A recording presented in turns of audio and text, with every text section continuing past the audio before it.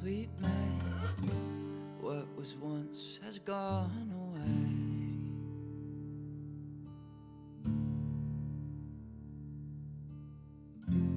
Living in the end of days, of us the dark will be afraid.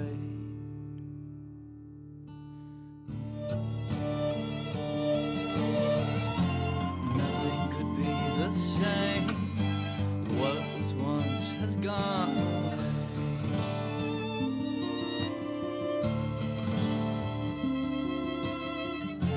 Living in the end of days, of us the dark will be afraid.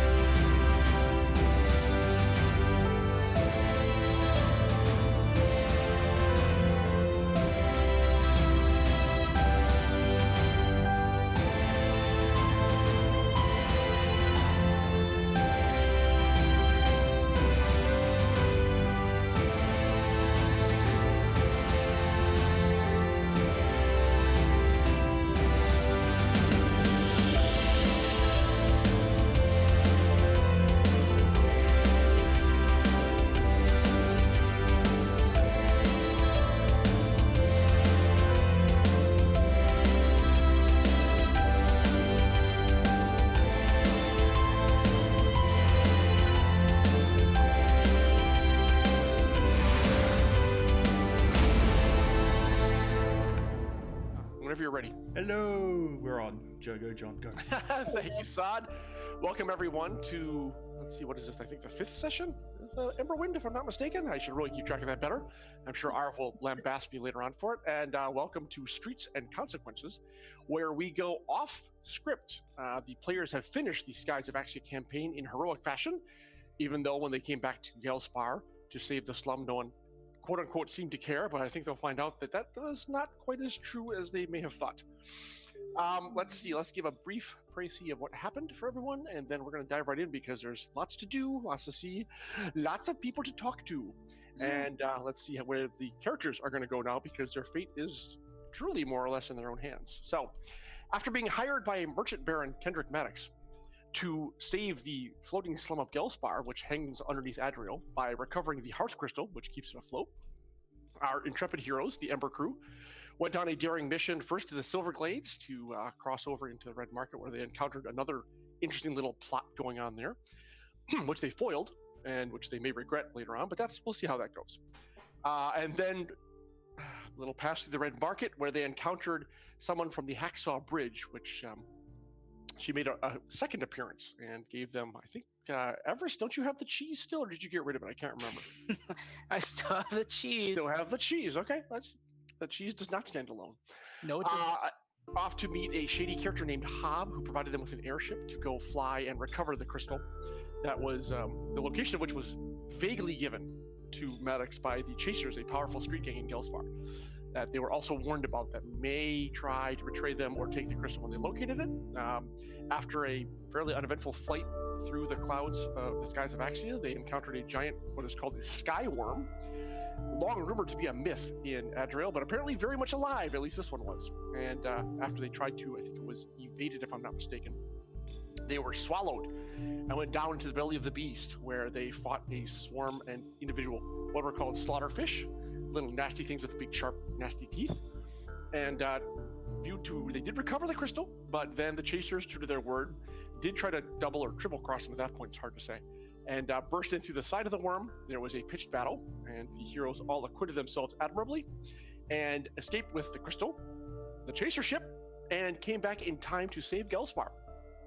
So as we start the mission, or the session right now, it is literally right after you have saved Gelspar. The crystal's in place.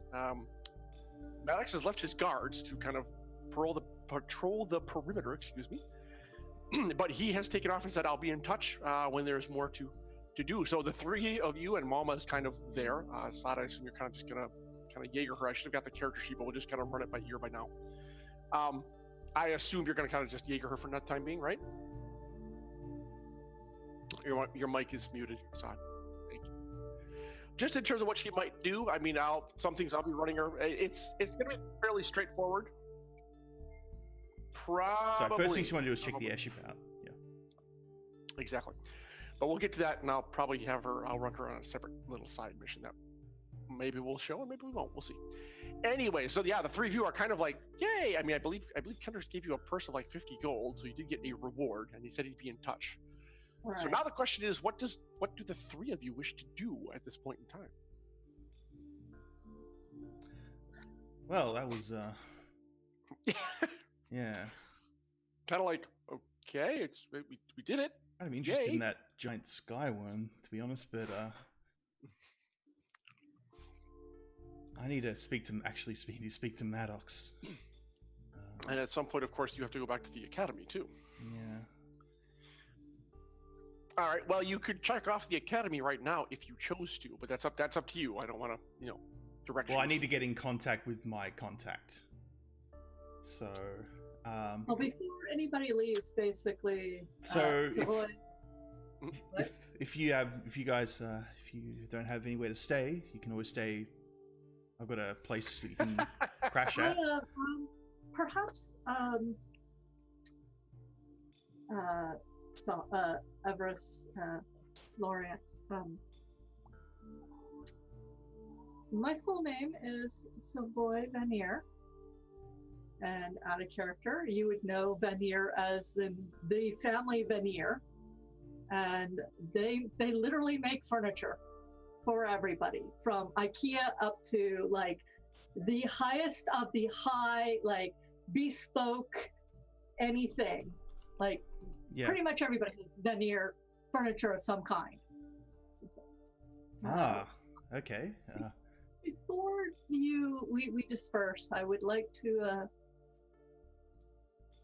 let you know how you can contact me in the future, because I believe that I can help you both, and you, Mama, as well, in the future, and perhaps you can also help me. I have resources and contacts and people who know people. Perhaps Alvarez, the woman you're looking for, She looks very unique. I'm sure someone has seen her. Lorient, I know you have some specialized interests. Oh yeah, I do Perhaps need certain equipment that could be crafted if needed. I have a few things in mind. Not right But now. I do have to return to my home and explain what has happened to me for the last couple of days. But I didn't want you to leave without having a way to contact me in the future. And John, I have no idea if there's an equivalent of a business card or the cards where you fold the corners and everything. Because if we have that kind of etiquette, she would be whipping out cards and folding corners and handing them out. Well, one would assume that the Veneer family would have some sort of carved wooden sigil as a mark of their trade, something like that. Right. Like a little special token that you can give to people so that you're... Right. Yep. So then she would pull two small wooden, or actually three, one for Mama, and be like, Mama, you and I need to talk too. And hand them to each of you and say, I would like to stay in contact. All And right. then she would turn and wander off. Oh wait! Before you go, if you need to What? contact me, look for a tavern in Charity's Dawn. Its name is Actually, the. Where are we again? Do I need an escort home? You're still at the Starlight Commons, which is in Gelspar, so Actually, I probably do need an escort home. you might If want you can to request, you can request. Oh, I was like, I'm sure Mama would accompany you without too much difficulty. I'll see if Mama would do that because, Yep. As you're talking, everyone make me. We're gonna say it's good to be a focus roll, please. focus. Gonna minimize this for now. There we go. Pass. I don't think so. Just barely. Well, actually, Everest, yeah, you did. Your focus is 12. You got a 10. Oh, did I? Okay, yeah. Sorry, I was on the wrong thing, so I was just guessing at that point. Okay, well, luckily, thanks to Sod, it lists all your skills up there. So, Jen, Savoy. I'm handicapped. I understand, but at the same time, Bam. Wow! Wow! Yeah. Yes. Maybe you should keep that cat on your lap. I think it bring you good luck. So, Everest and Lori, I mean, you make the check, which is fine. And, again, people kind of coming and going. Sometimes they stop and look at the brighter hearth crystal. It just seems like business as usual as the dawn rises over Gelspar. Savoy, you noticed a scruffy-looking kid and the reason you noticed is because he was actually taking an interest in what you guys were all doing. You've been there. You kind of noticed him when you first came in, did the crystal, posted the guards, they left, and he's still kind of been clocking you this whole time. And even as you kind of surreptitiously glance over there, now the reason you got the critical, now you notice he's gone, or he's been there for easily 5 minutes. Now he's out of there. Did he have any symbols on him? Not that you could tell. So, but you now notice it was odd that since he'd been there as if hanging around, and now suddenly he was out of there. So it would seem like, unless there's other things to do and we can just keep the conversation going, it's perfectly fine, that Savoy and Mama might be heading to the Veneer residence, sorry. I think it sounds like Laureate might be heading home, which leaves Everest. Yeah, actually, Laurie, if you want, we can all just seeing as it'd be a good idea to know where exactly your residents are, and we can always, you need some extra guards. I think at least while we're in Gelspar, we should probably stay together till we leave it. Might be a good idea, I'm pretty sure my place has many extra small rooms. Indeed. If you, so. I'm happy to stay for a bit. I've got my own place, but It would be behoove us, considering someone's just run off to let someone else know where we are, that the four of us stay together. The small child that was over there in the left corner. That's pretty common. You'll see lots of, I guess you could say, little hirelings keeping an eye on people. Well, this one Indeed. did so with a purpose. Mm-hmm. It seemed, yeah. I mean, it'd be hard to guess, but it looked like maybe they were off to do something. But nothing's changed. You kind of sit there for a couple minutes and nothing else happens. We are in Chase's territory as well, so we should probably stay together. Okay, so all right. So, are you heading off to the Veneer residence? Is that what I Correct. thought I heard? Okay. Well, you still have to get out of. Well, Elvers hasn't actually said anything yet, so That's also true. Instead of just sweeping him along, perhaps he might want to voice an opinion. Can always butt in if he wants. I am more than happy to come with you. However, the woman I'm hunting won't be around forever. We have to be expedient with our decisions on what we intend to do. Well, if anyone within my realm of contact has seen her, that will be more than what you have now, yes? That would be true. So I'm willing to go along. I mean, I only have the word of Maddox, and he has proven to be a little bit difficult to get in contact with.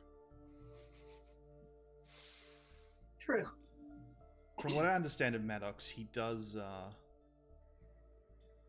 If he owes you a favor, he will carry it out with no problem. He'd better. I think he's a very honorable person. At least that's from what I know of him. So this is my first time really meeting him. I do not trust nobles, particularly much, that I don't know. Oh, I'm so keeping my mouth shut right now. Well, I mean, you're aware of the Maddox family just because you're both of the merchant clan. So, and they, I can tell you, Jen, Maddox has a reputation for being extremely ambitious, extremely smart, and even, and along with that, cunning. He wants a seat on the council, and he thinks he's figured out how to do it. So, yeah, he's Slytherin, no doubt. But he's also matched wits with some of the biggest, not only the other clans, but also some of the nobles, and typically come out on top. So the man knows what he's doing. The question is, if he's a shark, he's your shark until he's not your shark anymore. He's a man of his word until that deal is done. And then everything goes to reset, exactly. Yes. Well, in any case, I'm hoping we are walking while we are talking. I would assume so, unless you guys wanted to. So we'll probably head to one of the elevators that heads up to. I assume you're in the main area of Adriel. Yes. Okay. All right. As you begin your trek, and you were starting to walk through Gelspar, and I need an insight check from everyone now, please. That's a success with a 2. This is why I have people with me. Okay. I see nothing. Who's running Malma?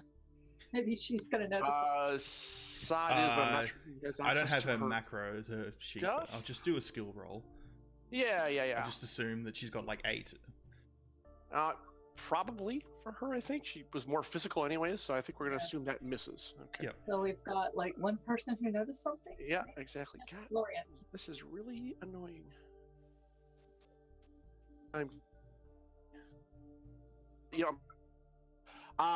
Savoy and Everest, you guys are talking, you're talking about Maddox, as a matter of fact, and Laureate, since you're a little quieter, you start noticing certain people that are kind of moving on your perimeter. Certain people with, I would say, white painted faces moving on your perimeter, some on the left, some on the right. And they seem to be kind of, as you notice, you see a distinct pattern that they are, they're basically surrounding you. Okay, so is this the point in which, oh, never mind, I didn't take it. Yeah, we may have a problem here. I can see a few of them around. We need to take an alleyway or something, try to get off the main street, see if we can evade. There, seen a few of the chases in the shadows. All right. And now that Laureate points them out, you all can see them, and it's true. There's definitely more than one, and just turn that down a bit. And they do seem to be kind of like certainly keeping you in sight, paralleling you. Yeah, pretty much. So, what would you like to do? Probably just take some alleyways if we can to try and evade them. That would probably be the best idea if anyone has anything else. You're the one who knows this area the best. Yeah, well, how many of them do we see roughly, John? Roughly, it's hard to say because they seem very adept at ducking in and out of behind rubble and buildings. It looks like maybe 4 to 6, possibly, but the skulls all look the same, and they're dressed in a kind of Mad Maxian version, cast off leather scraps. Sometimes one has like a bit of battered plate they've beaten into some sort of kind of armor kind of thing, but they all are interchangeable. It could be 6, it could be a dozen. It's just so hard to tell. You're just not really sure is the problem. Okay. Especially when they all have the same painted face as well. Exactly. So everyone looks the same. Yes. Yep. So yeah, that doesn't help either, for sure. That's kind of annoying. So it's hard to tell. So all right. So it sounds like Laureate's sort of taking the lead and looking for some sort of back alley. Now, Laureate, the other thing the one problem with Gelspar is that it's constantly changing. People are constantly tearing down, rebuilding. So an alley that might have been that you went through like a couple weeks ago may be completely gone the next time you come over here. It's very hard to get a map of the area. In fact, the last Academy people who went into Gelspar to map it never came back out again. Just saying. Mm-hmm. But meanwhile, so yeah, you see there's likely the good news and also the bad news. There's tons of alleys kind of everywhere. It's like, really a rat's warren. I'm like looking at alleys going, is that a good one? Exactly. Like, but maybe it's got a little light over there. The only problem is you're not really sure where it might end up is the issue. So unless anyone else has a better idea. Like we could try and book it for the elevator. We can. As you're kind of still walking but discussing things, you see a very definite group of chasers ahead of you. And they are led by what it seems to be actually there's like a good half a dozen. With a man standing in front with a peculiar looking cap, and it looks like he's wearing kind of smoked glasses as well. He is shorter than the others, and he is dressed in a thick leather apron. And the cap is a weird combination of kind of like a bowler and a slouch hat. It's kind of like hard in front and soft in the back. And for those of you who are fans of Firefly, he looks kind of a lot like Badger, only a lot more truly menacing, if you remember that particular character. And as you're kind of like freeze just for a second because you're not sure what to do, that's when the others all step around you, and now you're kind of encircled by, it would be at least a good dozen chasers here. It's very obvious they're all chasers. And the man doffs his cap to you and says, the heroes of Gelspar. Well, you're back and you've done the job. Bully for you. And he starts walking toward you along with his his 6 chaser thugs. And as he gets closer, you see his face is painted red. And also the ring starts tightening around you as well. No one has weapons. Well, they have weapons out, but they're held casually, like over the shoulder.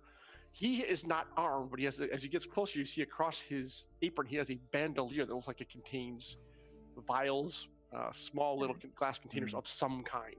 Can I do a study maneuver? Sure, go ahead. Slow action. Let's see. Well, we're out of combat, so it's not a big deal. And he's practically sauntering, so you can take the time. Exactly, it's not a big deal. So this is knowledge. Oh, well, Right. okay. So Nice. this should tell me default characteristics or special abilities. Well, it looks, if you had to guess, and it's kind of hard, he's certainly in a leadership position because the others are definitely taking their cues from him. You would guess he's some sort of herbalist or alchemist, judging by the bandolier he has, and probably, certainly not a ground level chaser. Sorry. He's probably, it's obvious he's in command of this group. So do we think that he those are things he can pull and throw? That's a very good possibility. They are spherical. They look like they could make excellent thrown projectiles. And what's inside, of course, would probably not make anyone's day any better. Let's put it that way. So he stops in front of you guys and looks you all up and down. And the ring has now tightened pretty much to where you've got maybe 10 feet on the side, but you are definitely hemmed in. I assume you are the head of this group of chasers, similar to the other brute that we fought on that airship. By the way, you have red on you. Hey, and if you don't watch your tongue, you'll have plenty of red on you too, laddie. I happen to run this group. We've been, shall we say, waiting for you to enfold you in our warm embrace. Surely you didn't think you could cross the chasers and get away with it, did you? It's bad enough. He starts ticking things off on his fingers. It's bad enough that you kill our good friend, the Houndmaster, on the bridge. And then you kill Anwin, and that was a blow to me very hard. And finally, you have the nerve to steal our ship. I'm afraid there needs to be a reckoning, folks. We just can't let this kind of thing stand. I'm sure you understand. And at that, there's a subtle tensing in the ring, but no one gets anything weapon ready. You feel them all kind of tense as if they are ready for action should it become necessary. Everest kind of smiles. Just, you see a smirk.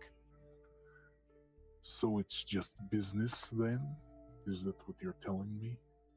Oh, I like him. See, it's a guy who gets right to the point, he says to the other thugs around him.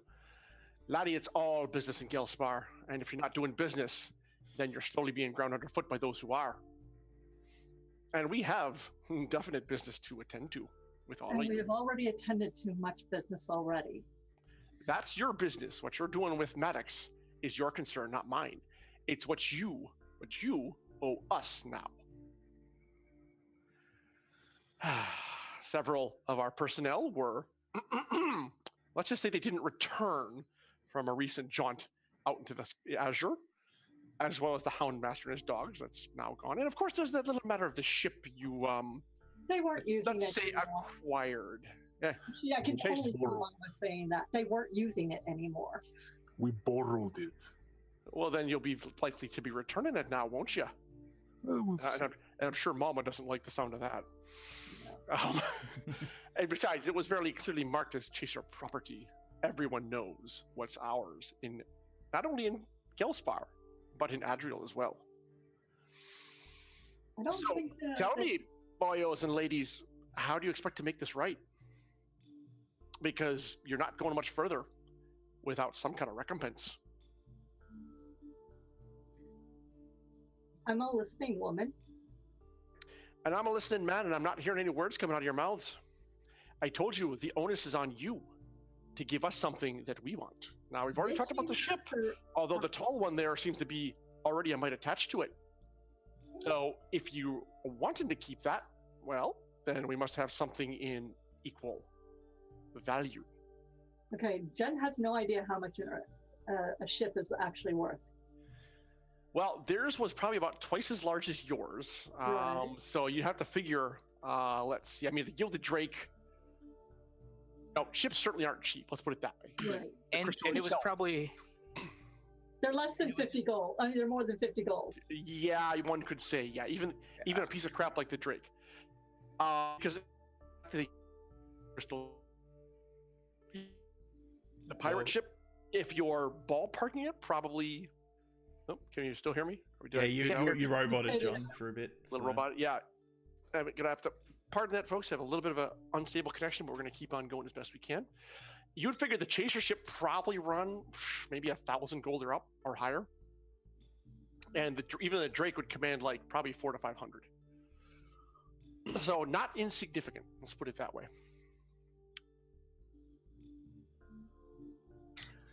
So the guy So kind of what- taps his foot on the dirty ground. So what is it you're looking for? Oh, no, that's the heart of the matter now, isn't it? See, I think we should really, maybe you folks ought to make him your leader. He seems to be getting right to the heart of a matter. So, here's what we're looking for. Obviously, as you know, the good merchant baron sought to kind of sneak something out from under us, something that was by rights ours. And he What did right? leave. Because if it was right of might, you certainly lost that. By what right? First finders, first keepers. That's what's right. We found it first. We were within the worm before your ship found it. We had first right. And if you hadn't had that sliver of crystal from it, you never would have got there in the first place. That is neither here nor there. We got there. It's right here, right now. It is. Oh, you're changing the rules. Welcome to Gelspar, my lady. He kind of tips his hat. So meanwhile, I'll talk to the one who's talking sense here. As I said, you seem to have attracted Maddox's eye. The good merchant baron seems to like the cut of your jib, shall we say. So, I think for starters, and this is only for starters, thank you very much, that you're going to keep an eye on what he has planned with the council and the nobles and all the things he's going with his pretty little daughter there too. And at certain points, you're going to make regular reports to us on what he's got going on. You know, information has value on these streets and other places. He kind of circles at the celestial plateau above. We chasers like to be informed about everything that's going on in our city. So, you know, nothing terrible. You pass on a snippet here, a nugget there. No big deal, right? It's all in the good of making sure that you're able to walk these streets in one piece.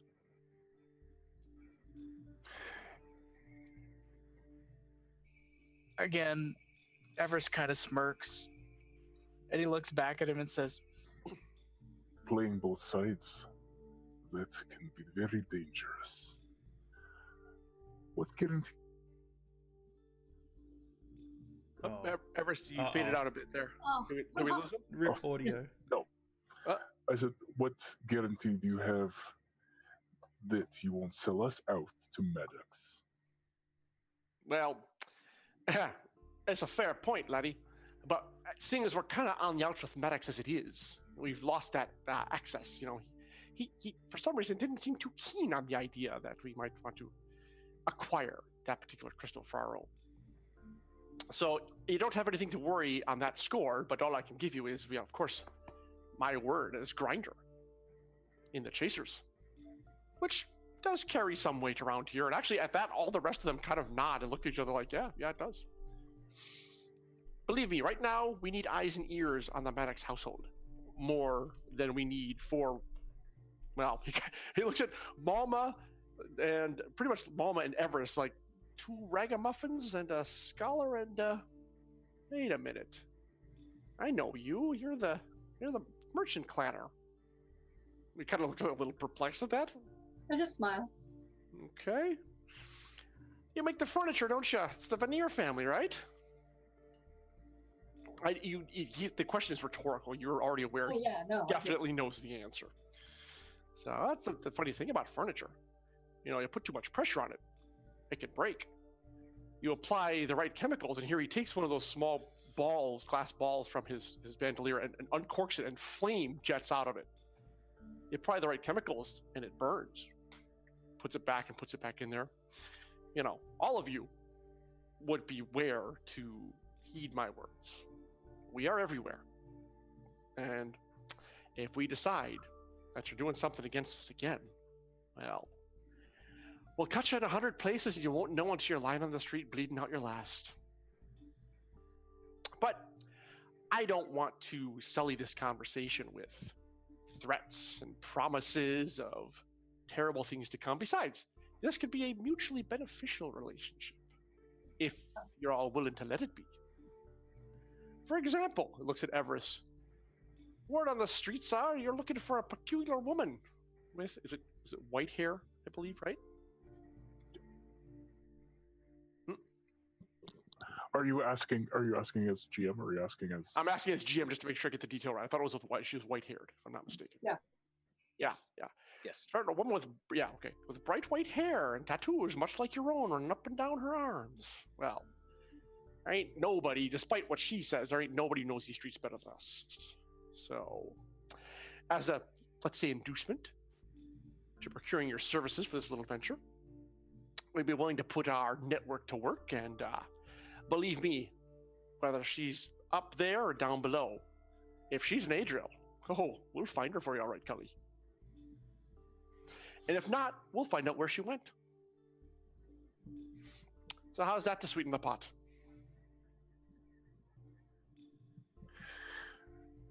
An interesting proposal, but I have a counteroffer. Oh, well, negotiating now, are we? Well, I'm all ears, boyo. And you see Everett just go like this. He's like,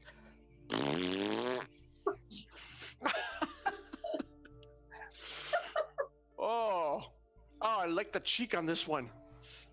I'll look even more forward to seeing those fingers removed and stuffed down his throat if he doesn't adjust his attitude. Do you not know where you are, boyo? This is Chaser territory.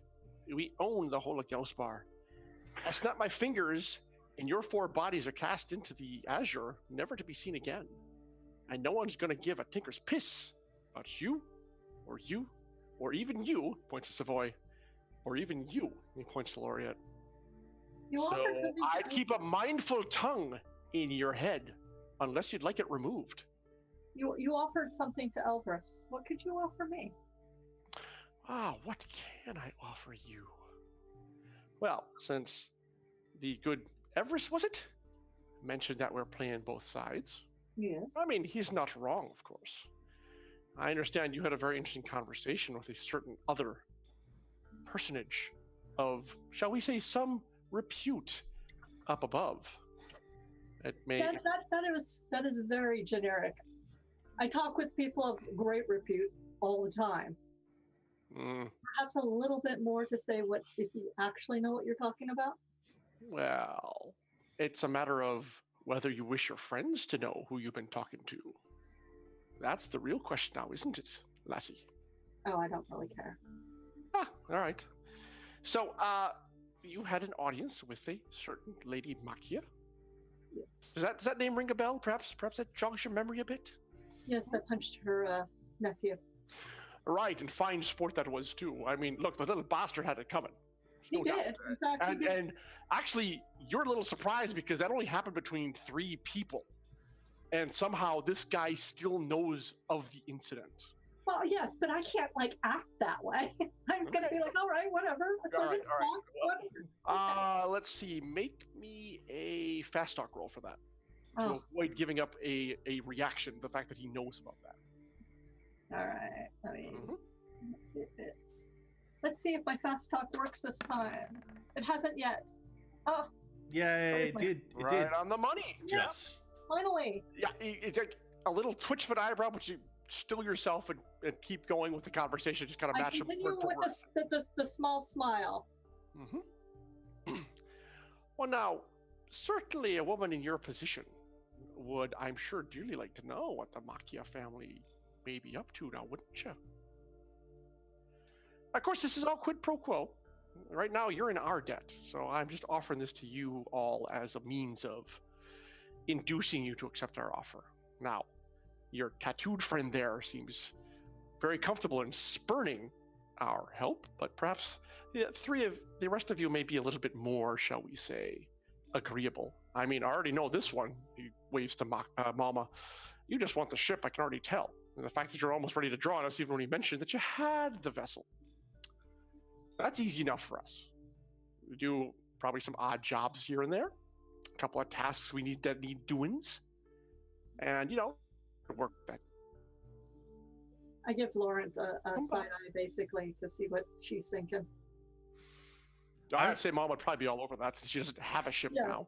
No, I know Mama's like. Well, Mama still has fine. her ship. It's just like she's like, I had a ship, I had another ship, I lost that ship, I still got this ship. Well, her ship's still impounded because of course her Yeah, cargo exactly. got, so she's kind of stuck in Adriel until she can figure out transportation. And this ship is better than her ship too.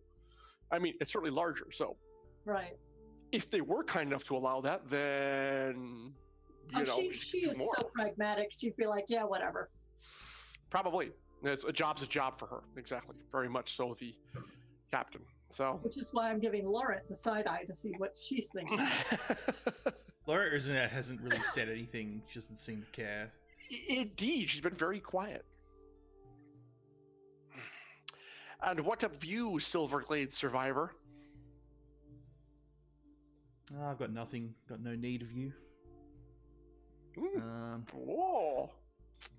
And You know, there's more I'm to the actually world than- going to walk up to him and whisper something. Okay. And I'm going to whisper, there are people in high places who have got tasked me to keep an eye on Maddox, and you wouldn't want to anger them.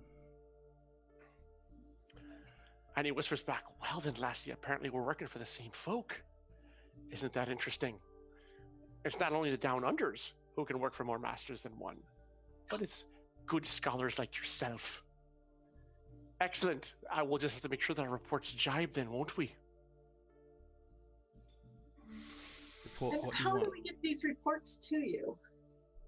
Oh, Just out of curiosity, don't worry about that. We'll seek you out when the time is right. because I'm certainly not going to randomly wander down here all the time. There's plenty of ways. Let's say pass messages or messengers, if you know the right corridors of transport, shall we say. So I guess the question is, do we, except for your, again, the tattooed one there, do we have a deal? I mean, it's not like you really have a choice because, you know, like I said, loss of personnel, loss of the the ship we could take back anytime we want to, let's be honest. But we're willing to, let's say, work that debt off in time. At this point, I'm fine with doing this. On the condition that you leave Alvarez alone, I have uses for him. He is of no consequence to us.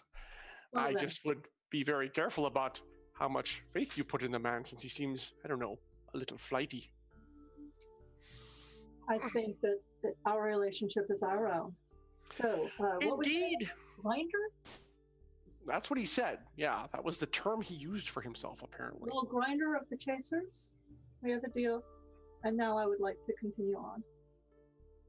He looks at, well, if she speaks for all of you, then our business for the time being is concluded. Before you go, Grinder of the Chasers, there's one thing you can do for me. And what might that be, laddie? Oh dear. Okay. I want a name. Everyone wants something, boyo. Your name. Seems I just gave it a few minutes ago. And that's all you get out of me. So that is agreeable for now. Until I pry it out of you eventually. Stones on this one. Oh, maybe I misjudged you, boy. Maybe I misjudged you. And maybe I haven't. I am sure we will meet again, whether you're with these three or not. And that day may not go quite as well as you might think. And with that, they do part so you can keep on going. As soon as they part, basically. We'll be in touch, though. You can rest assured on that. As soon as they part, I just walk like I'm walking to where I own the whole goddamn place. Okay. What are the others doing? I assume Mama's going to follow behind you because we're heading to your place anyways. Yeah, we're all heading that way. Yeah, unless, I'm pretty sure we're all so gonna you- head that way. Yep. Feel the stares of the chasers. Still on keeping you an eye in as you case any leave. of them backstab. Yeah. They, out of the Since- corner of your eye, you see them all kind of coalesce around the grinder, but none of them makes a move. None of them does. They let you go, and indeed, you don't see a sign of any chaser as you're walking through the rest of the way through Gelspar and out to getting over to the plateau. Well, that was very, very interesting. I just sort of comment to us. That was very, very interesting. I don't like that man. Oh, neither do I, but he might be very useful in the future. Usefulness only has a certain limit until it bites you in the ass. Well, yes. I sense that one will bite me in the ass sooner than later. Indeed. Oh, I forgot that. Oh well, we'll keep it for next time. Let Savoy get away without using her dead weight, but that's all right. All right. It was only one check anyways. Like, Okay. another dead weight that I don't know about? Remember the Chaser's dead weight you all have? Yeah. Everybody has a dead weight on chasers. Oh, right. There's You a thing. made that. Yeah, you made that fast talk roll. That's true. That's okay. That's okay. That was on me. That was on me. I will certainly, however, remember for next time. Yes. All right. Let's see. It takes. I mean, Adrill's not a small city, so it's going to take you some time. Yeah. You go up kind of through the middle. You're all going to the Vanier household. Is that correct? I just want to make sure I'm correct on that. Yeah, that's fine. Okay. Boy, the captain of the guard's gonna freaking love me when I show back up. Well, certainly be relieved. That's for sure. Yeah. So you go up through kind of the middle class areas, certain ones. There's a turnoff where Laureate, you know, that leads eventually to Charity's Dawn area. Mm-hmm. So that's off there. At some point, we'll have a map, but not right now. And then eventually, it takes about a good half hour of walking to get up to where the Vanier residence is, and it is a very nice. You know, I would not quite palatial. You're not like the highest of the merchants, but you are. The Vanier family is well situated.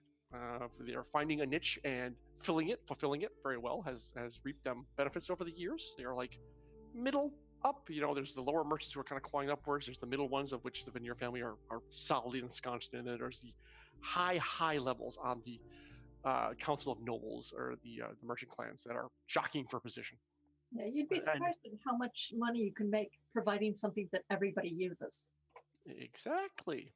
If anybody has questions on the half hour to ask Savoy, this would be a good time for it. Honestly, Laureate doesn't. I mean, like, she knows of your family and the Right. work. She doesn't. Nothing interesting out of that. And Mama doesn't really care as long as she gets to keep her ship. I think kind of a ship, but this one would be nice because it would allow her to carry bigger cargo. So there's that as well. So, okay, well, that's successfully navigated right there. So it's all good, or so you hope. You make it home, and I'm sorry, Jen, I'm blanking on that. What do we call the captain? Torin, that's it. Yes, Torin, Captain Torin. And Torin actually greets you at the gate upon your return. I'm actually, you've only been gone for a day. However, the fact of like overnight, no message, no kind of, had no idea where you were. So he like almost breaks into a run when he sees you, then remembers the decorum, stops, comes up and nods, and you can see the relief on his face, like, Lady Vanier, it's good to see you. We have guests. Yes, we have guests. But of course. Laurent and Mama. All right, he's average build, dressed in kind of leather armor. He seems to have a kind of stripes on his sleeve, which indicates he's probably not just a guardsman, but ranking member, like at least sergeant or higher or something like that. Okay. You know, cocoa-colored skin, kind of curly, dark hair. Yes, I will have rooms. Is the stay a few days? Are we looking at indefinite? A couple of days right now. Is Very Lady well. Lillian in? Is my sister in? Yes, she's with company, but she left word that she would wish to see you right away. Why don't I, he kind of like motions to a nearby guard, 3 rooms prepared for our guests. Lady Vanier, if you'll come with me, please. And he heals her off and down a hallway that leads into another. I basically am like, if they're baths, food, you know. Yep, just, yep. It's all good. And the, I don't know what quarters you guys have stayed in before, but they lead you to very well-appointed rooms. You know, plush rugs on the floor, wooden, which is very well crafted, I'd assume, because of their background. Yeah, you know, beds, comfy mattresses. There's writing desk. A bath can be drawn if you wish to clean up. It's perfectly fine. They actually, the guard hands you off to servants. Each of you get your own, and they kind of take you to the rooms that are obviously kept for visitors. And they say, you know, refreshment, a bath, pretty much anything within reason any of you could want would be available. I'm just trying to think of. I wish Marie were here. Oh, she'd probably go for the bath. You Oh, know yeah, it. Like, she draw me a definitely- bath, and food, lots of food. You know, come on, that's exactly what she She'd would do. exploit the crap out of this. Right? Yep. What? Yep.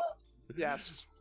More everything. More meat. More I meat. will warn the captain later that they are of a unique personality, especially Mama. So We can have that conversation on the way over to the hall, to the meeting hall, by the way. He's like, I got the impression, but it's all right. Guests of yours, of course. Yes, Have they're very useful. within limit run of the house. So yes. Is anyone besides Malba taking advantage of this?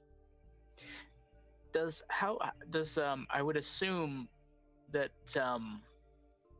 Savoy has a rather large library that would be made available. Oh, yes, there's absolutely a library. I have actually no idea what's in it currently, because John and I haven't talked about it. An inquiry of the servant says, yes, we have a quite. She actually beams with pride. Is actually one of the large points of the Venier household that they prize knowledge as well as craftsmanship. If you wish to go there now, I can take you. I don't know if you wish to freshen up in your room first. It is completely up to you, sir. I will head to the library now. I think I need to do some reading. It would help me relax after that ever so eventful meeting that we had. And she kind of looks kind of nonplussed because she, of course, has no idea what you're talking about.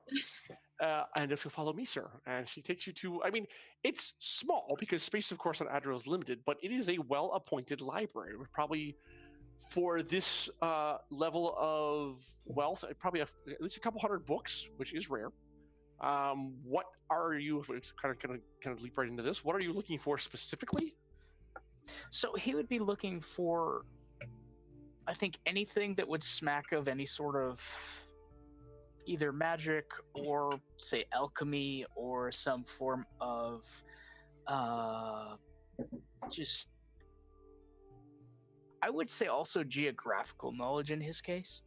There would definitely be geography, and there would be stuff about woods, wood stains, acids, all kinds of chemical and bonding stuff involving furniture making and crafting and stuff like that. That's the kind of thing that makes sense. Would be there. It seems the geographic is probably going to be more of what you're going to find, what you're looking for. As there's not really much on alchemy here, magic, herbalism, nothing. Certainly no, with the secrets of harsh crystals on a bottom shelf, no, nothing like that. But the geography could be useful for you. I think you could find probably some tomes, even with maybe some maps. Are you looking for any area in particular? Well, I think he'd want to review, like, particularly Adriel as a whole in general. And then also go ahead and take a look at any other areas again, just as a refresher. So if they had anything on, what was it? The other area, the Silverglades? Possibly the Silverglades, and then also, let me just give me 2 seconds. I just got to look this up because I can't remember what I just wrote down. Probably look at Summit as well. Anything in that area? Just as a refresher for him. Right. Jen, this is kind of more up to you. It's more like the trees of Summit. Well, it is probably more of the types of trees, where they're grown, different types of woods. There would be maps involving that, but it would be much more of an agricultural point of view. Good wood here. Avoid this. Wood weevils decimated this stand in 2 years ago, et cetera, et cetera. Yeah, it's very much agricultural. Seems to be the thrust of it. You can get like general lay of the land, but that's probably about it. There are some, it's just straight up maps as well, just in general, but a lot of it is useful information in the library regarding the business. It's more a working library than an informational per se. Yeah. There's also history of different families and history of Adriel and stuff like that. Well, see, that's the thing. I think he would be more looking at Adriel as a whole and just looking at whatever you would have available on Summit and the other areas, because I would assume you would have more on your local area than, say, Summit, which is totally not your neck of the woods. Correct. Well, unless the Vaniers do trade there, of course. There is that. Well, any place we trade, we probably have something about it. Cultural, especially etiquette and diplomatic and consumer. Yep, and almanacs as well for weather, growing seasons. Again, that kind of stuff. It's a lot of agricultural stuff because that's how they know where the trees are. So yeah. But Adriel, you can find out. Are you looking for anything in particular about the city itself? I think he'd be looking. For either. Well, he'd be looking for the merchant area again, like other than the Red Market. Yeah, other than there, and then he'd also be looking for, I think, a nobles district just to kind of get an idea of what's in that particular area. Well, for higher end shops and things, the Wingspan Commons. Is it the Wingspan? Actually, just the Wingspan. I think it's just called the Wingspan itself. Is more of where, for example, that's where Maddox said he lives, and a lot of other nobles have made their homes there as well. But also, it's also into high-end shops, entertainment, theater, that kind of thing too. So, if you're looking for a higher-end market, otherwise, the Red Market seems to be one of the main places. There are smaller clusters in neighborhoods, but the Red Market seems to be the main marketplace for sure. Okay. Yeah. Let's see. History of Adriel, kind of post the not cataclysm. Calamity. Thank you, Sod. It's very sketchy before that because a lot of the records were lost, and they state that actually as you're reading kind of this. And then a group came together. They founded Adriel. It grew from a small cluster of ships to this metropolis that we have today. That we're all thanks. And there's kind of a heavy slant towards the Council of Nobles. Like this is almost kind of a tourist version of it. That thanks to the wisdom and the foresight of the council, the original merchant house, original noble clan that thought to put this together, blah blah. It's a lot of almost propaganda, jingoistic kind of stuff. Blessed be their names, etc. kind of stuff there too. So it's now the height of commerce and education and entertainment on actually a long may it rain, etc., etc., etc., that kind of stuff. So you glean a couple of nuggets of information, but a lot of it's just like, oh my god. So I was gonna say, because never ever so totally be like exactly. Gonna page through, still extolling the nobles, like, oh my god, flip, like okay. It's mostly that kind of crap. It's very much welcome to Adriel, the glittering city in the sky, like, oh boy. And that's exactly how it's written. That's correct. All right, we're going to turn from Everest. We're going to leave him ensconced in the library for a bit. Mama is going to be hedonistic as hell, which I think is perfect for character. Which I think Marie will not disagree with us one bit there. Laureate, did you have anything you wanted to do while on the way or in your room? Savoy, is there any? Well, actually, you're talking to a servant now. So Savoy's been peeled off by the captain of the guard. So you are. I'm going to ask the servant. Is there any kind of crafting room or viewing area for purchasable works? Maybe perhaps ones used by the academy? Oh, hell yeah. Oh, of course, sir. I can take you there now if you wish. We have a extensive display room. I'd happily have a look, peruse over there if you don't mind. By all means, please come with me. And she does something you're not quite sure. So, and leads, I'm assuming you probably have like a display hall, Jen. This is kind of, the pride of your family. Yeah. Exactly. There would be a display hall, and probably there would be one or two master craftsmen around to answer question, and some apprentices to go fetch, go fetch that stain, go fetch this type of wood, blah, blah, blah. Yep, exactly. I'm thinking of the Geek Chic room, showman room, when I went and bought my Geek Chic table. Exactly. It was so nice. Yep. Those John, you were frozen. Oh, there you are. Nope, there. Better? Yes. Yep. Yeah, sadly, Geek Chic is no more, but there are others who have taken their place, so that's good. Correct. Yeah. And that's pretty much exactly it, only like twice as big as that room.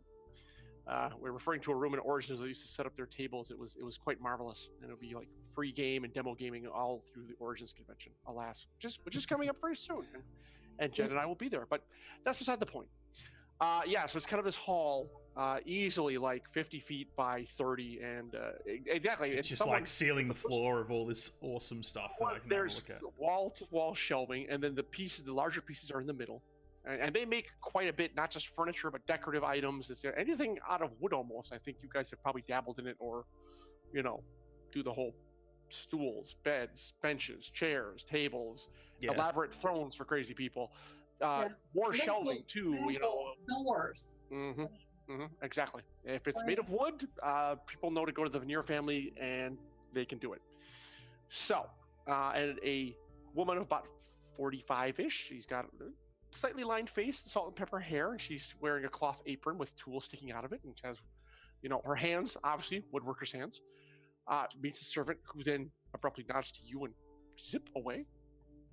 And she says, I did not know we had guests, but welcome. This is the Veneer Display Hall. My name is Suri. If there's any questions you may have. Actually, just wondering if there are any specific items, unique items that was purchased by the Academy that I'd like to, if they're on display here, I could have a look at, just out of interest.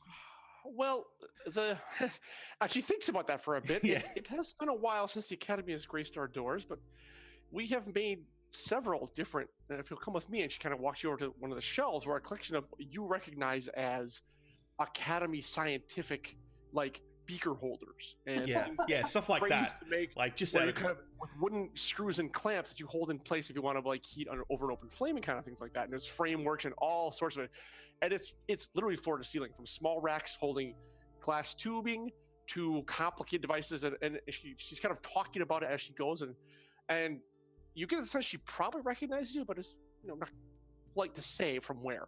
But of course you're kind of wearing the robes in a way, and and Laureate is kind of still even 10 years there's later. Probably a smell coming off the robes as well from being inside the Skyworm. All right. I mean, it's kind of why the servants were trying to politely insist whether you want to take a bath. If Suri notices, she doesn't give any sign. But yes, you're all kind of. I guess right. The oils and all the varnishes on the wood kind of help mask all the smell. Yeah, kind of. And actually, real quick,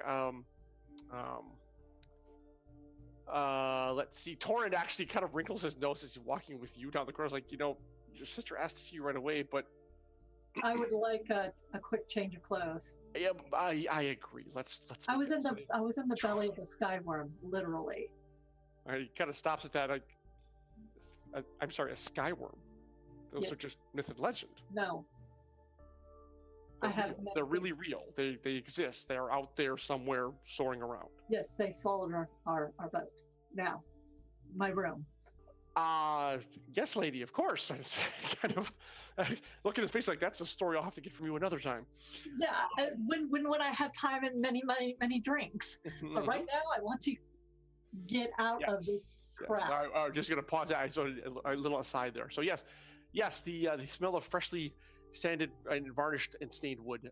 So was there anything in particular that Lauren was looking? No, I assume because the Academy would keep certain experimental equipment very secretive. There's only just probably really basic scientific tools. Indeed. Yeah. So even things they would create themselves, they would have like the pieces made maybe, and not all of them. And of course, anything forged, they would do themselves. Yeah. So I just basically just peruse that, and okay. And that'll probably take me like an hour or two before. Sure. She will ask if you have any questions. Just let her know. Otherwise, they'll let you wander the room if you want. So I just ask for a drink. I think that's probably the best thing. Just some alcohol. Of course. Drink. Wait, I'm sorry. What did you ask for? Simple alcohol, like a beer or whatever they've got on tap. Something to kick beer, back. Mead, alcohol, wine. Yeah, wine will do. Very well then. Okay.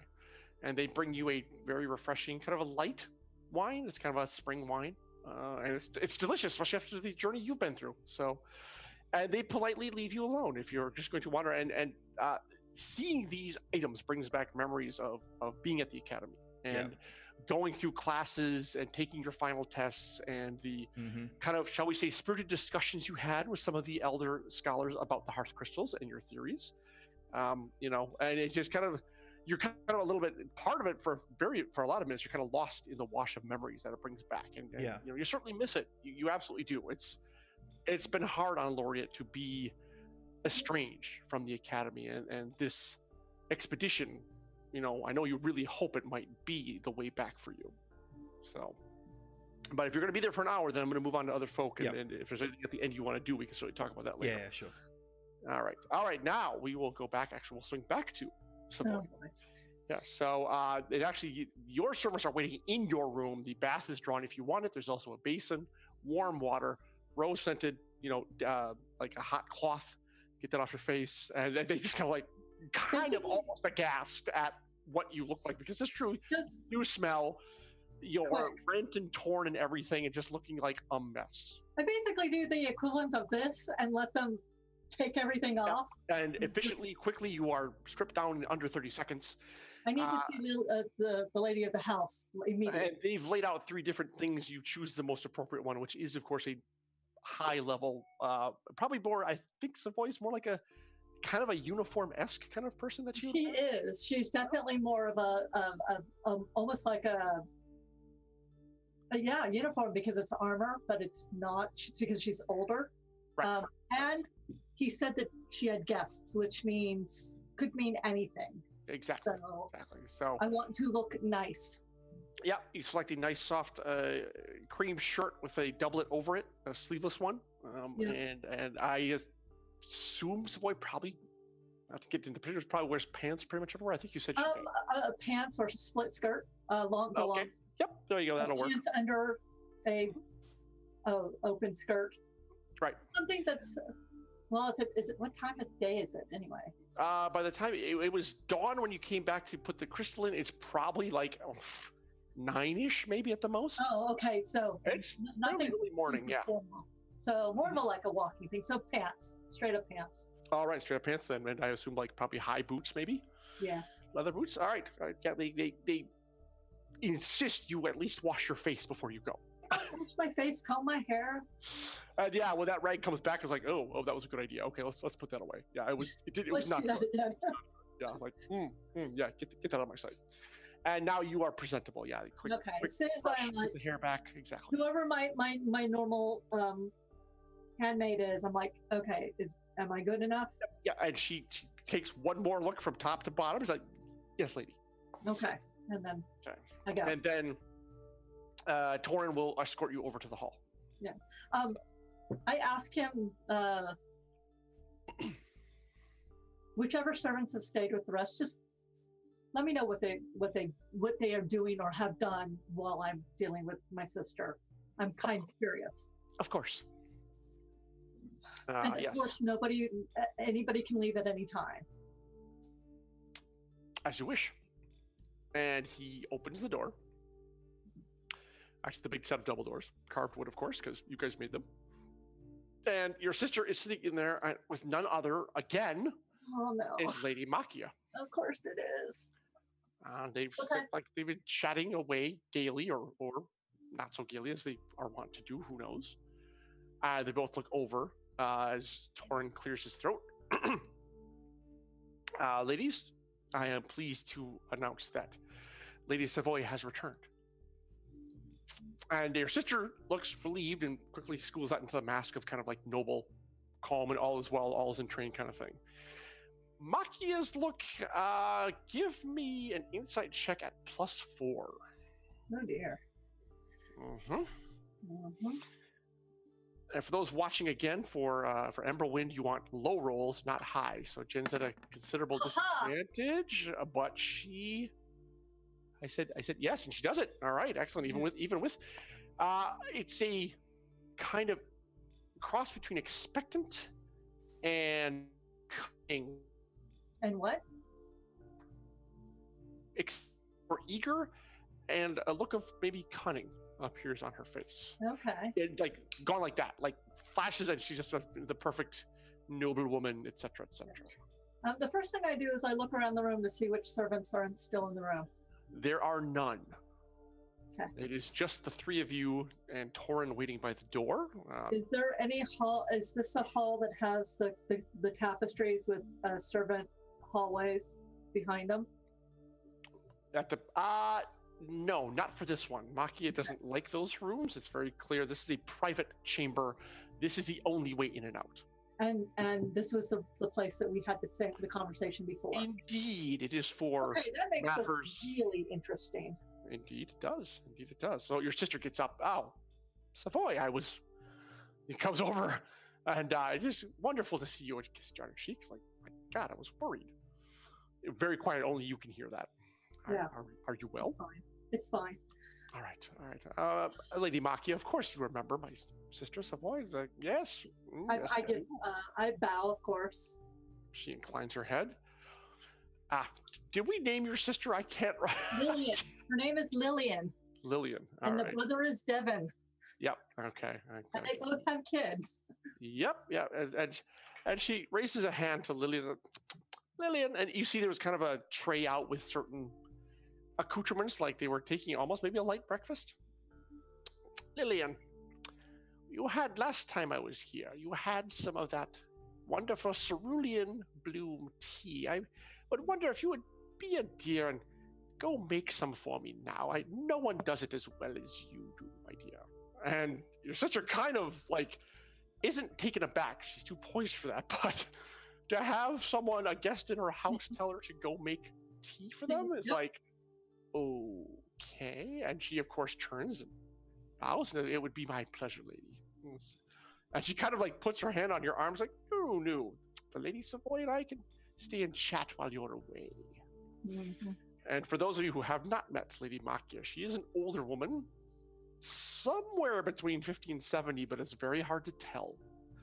She has snow white hair combed back into a very perfect queue without a hair out of place. Her face is, at once it is aged, but yet unlined. And she has a very penetrating stare that like sees right to the heart of people. She's kind of like a pissed off Dame. Judi Dench would be a very good, honestly, right. Like her from whenever she plays Queen Elizabeth. That's pretty much who this person is. Yes, she's got that kind of whole thing going on, and it's known. Of course, Savoy knows, so I can tell the stream. She is pretty much like, if not at the head of the council, she's like right up there at the Council of Nobles. So, so Torin lets Lillian go and closes the door behind them because he knows better. Yeah, because if he wasn't, I was going to be like... Oh, no, he knows the drill. And she pats Lillian's chair. Come, child, sit with me, please. Which I do. Your sister's away. Because I know better. She looks at that door, making sure... It's like she can frickin' see through it. And like if someone was trying to listen to the other side, it's like you think she might actually know. And she looks you up and down. You seem well. It was quite the adventure, but I have come through it. And with flying colors and apparently some guests, if I'm not mistaken.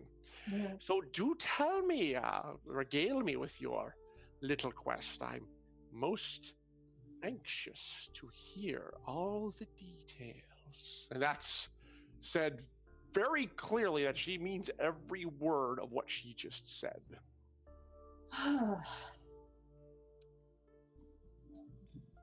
I will start with the highlights. It holds the hand. Nope. I wish from the moment you left this hall, oh dear, I wish to know everything. I mean, it's only been a day, surely. Quite a lot. Smart as yourself can remember the events of the past 24 hours. So we are going nowhere. Please, indulge an old woman, would you? I start at the beginning. Explaining how I got dressed, went down to the tavern, got into a brawl, met Laureate, who accorded herself very well. She looks interested at that, and she doesn't ask any questions. She does say, let's skip a bit over the getting dressed part. She's like, skip ahead to when you left your hall. You left your home, and then you can start going forward again. That's it. Right. She kind of cocks an eyebrow when she hears that Laureate was like in the dry dock helping you out. Like, okay, right. Doesn't interrupt. Keep going. So keep going. Talk about meeting with Maddox. Mm-hmm. Oh wait, the woman. Shit, what was her name? Elise. meeting with Elise first, then meeting with Maddox. And when you Maddox. mention Elise's name, she kind of puts her fingers together, like, and just nods, doesn't say anything. Meeting with Maddox. Tell about the incident at the bridge. Yeah, you know what? At this point, she probably already knows it. Hard to say. So, in the interest of complete reveal, you're gonna share that as well. Well, see, this is the point where I tell her everything and see how she reacts to things, so that the next report, because I know there's going to be a frickin' another one, I will figure out what I need to cut out and not tell her. Indeed. So I need a baseline. So I'm giving her the truth and the details. And she nods and makes kind of what you think is an approving kind of herm noise at the combat with the Houndmaster, and kind of like almost as if you had said, actually, you know what? It's gonna be another insight, and this one's only at -2, since she's actually listening, fairly enraptured by your story. Agree. I did it again. Yeah, it's almost like you get the impression she sees the Houndmaster and those people in Gelspar, I mean, like rats that need to be exterminated in a way. Yeah. She has really no interest in it. I mean, she listens, of course. It's just like, it's almost like a mew of distaste crosses her mouth. So, but you keep going. Maddox. Yep. The meeting with Maddox and at that one, she that's where she holds up her hand again. And says, "I want you to tell me everything you can remember, every word he said, every possible detail, every question you may have asked." Now we can fudge this. Do you want to make a knowledge roll to see how well you might remember? Yeah. Yes. No, because I rolled terribly, but all right. You've been doing pretty well so far. Oh, 5? It came up as an 18, unfortunately, even though the display tells something different. So. All right. Well, then I start with the stuff about the Heartstone. Right. All of it that I can remember. Mm-hmm. Then I go to the fact that we actually pinned him down on what he wanted, which is he wants a seat on the council. Right.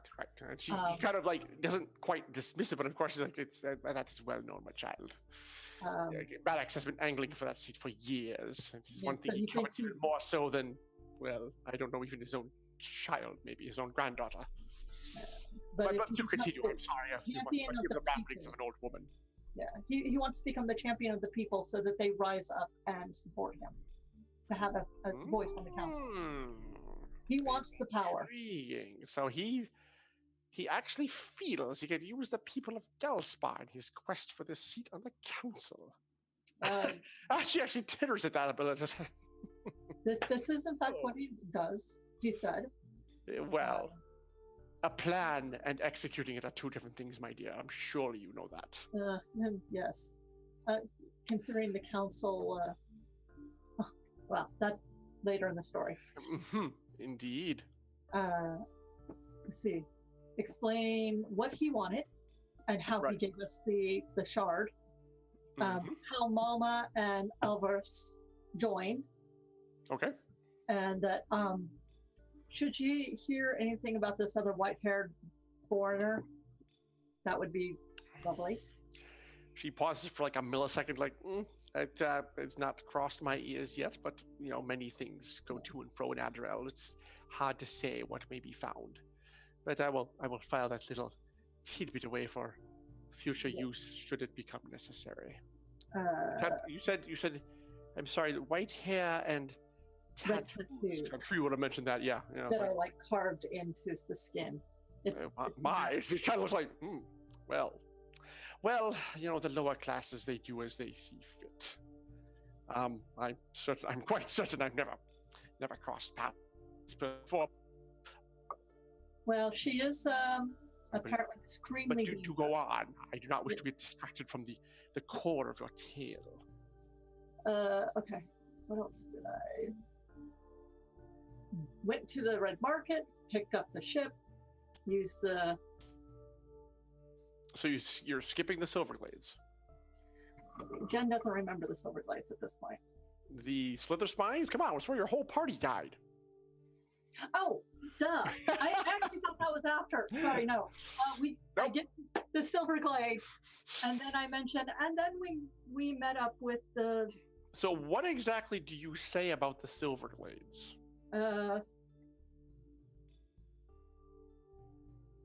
Oh, how diplomatic do I want to be?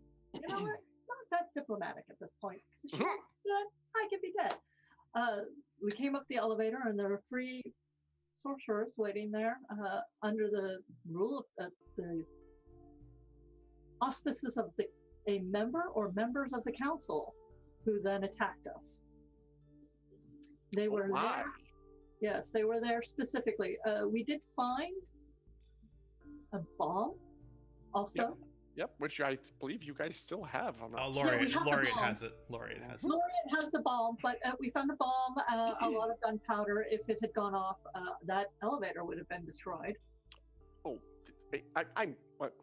you'll have to forgive me. I'm sorry. I'm very perturbed by this news. You said a council member. Did they mention a name, perchance?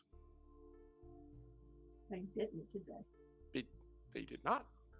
No, they just the council didn't need to send a babysitter, is all he said. And she's I quote that to them. Deeply disturbed at that. I said, oh my. Okay, now I want to see if she's faking. That would be insight at -8. Oh, I'm sorry, +8. Okay. +8. Oh yeah, that's gonna be good. Boy, close. If you didn't have that negative, she looks actually very, very concerned about this. Okay. Absolutely.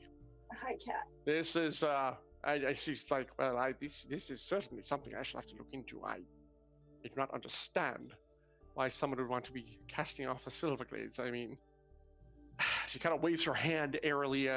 Gellspar is one matter, but it is hope perhaps the Silver Glades can still be somehow turned into a useful part of the city. Oh, All right. It is. I may have questions for you about that afterwards, but certainly, these. You said they were mages. They were magician sorcerers of some kind. What do you mean by that? They summoned mist creatures, worms. Oh dear, that's yes. It was a good thing that I was with my companions. Yes, worthy companions are also a balm in these dark times. I can't see. As I recall, and someone help me out here. Did you guys search the bodies of the mages? Yes. We did, but I failed like every search I did that day. I mean, it was like I was playing D&D. Did anyone have the success at searching? I can't quite recall. The bag of coins. Okay, there you go. Yes, and it was from afar. What was that? Oh, you know, it's their gold zeniths, and they're from Summit as well. The mountainous continent kind of Summit. Yeah, and you recognize those. Yeah. Who kept the gold coins? We all kept it. It's a party thing, so we've all got like some of the. Well, in that case, then I would probably pull one out and show it to her. And she leans forward, and her eyes like, my. She, if I may, she picks it up like, oh, the Rift Keepers. Well, what indeed are they doing over in our fair city? And she hands it back to you. You can keep that little trinket, my dear. This is most distressing. They have their own business to attend to over in Summit. For them to be coming over here, well, I am most concerned about this. Most concerned indeed. Already you are proving most skilled in a wealth of information. But please, continue with your tale. I'm actually going to skip over the bit about the dust, and then. Okay, you figure. She's good. There's no freaking way she can be that good. I know, and I'm just like, you know what? That's a side quest I don't need to talk about. Okay, all right, and you move right from the Red Market to the Gilded Drake, shall we say? Just zip. And then we get into the boat, and then literally into the maw of the Skyworm, where we found the heart. I'm sorry, my dear. I didn't quite catch that. Did you say Skyworm? Yes, it swallowed our boat. Whole. The great worms that fly through the miasma and everything. And you not only saw one, your vessel was taken inside it. Yes. where we relieved it of a heartstone.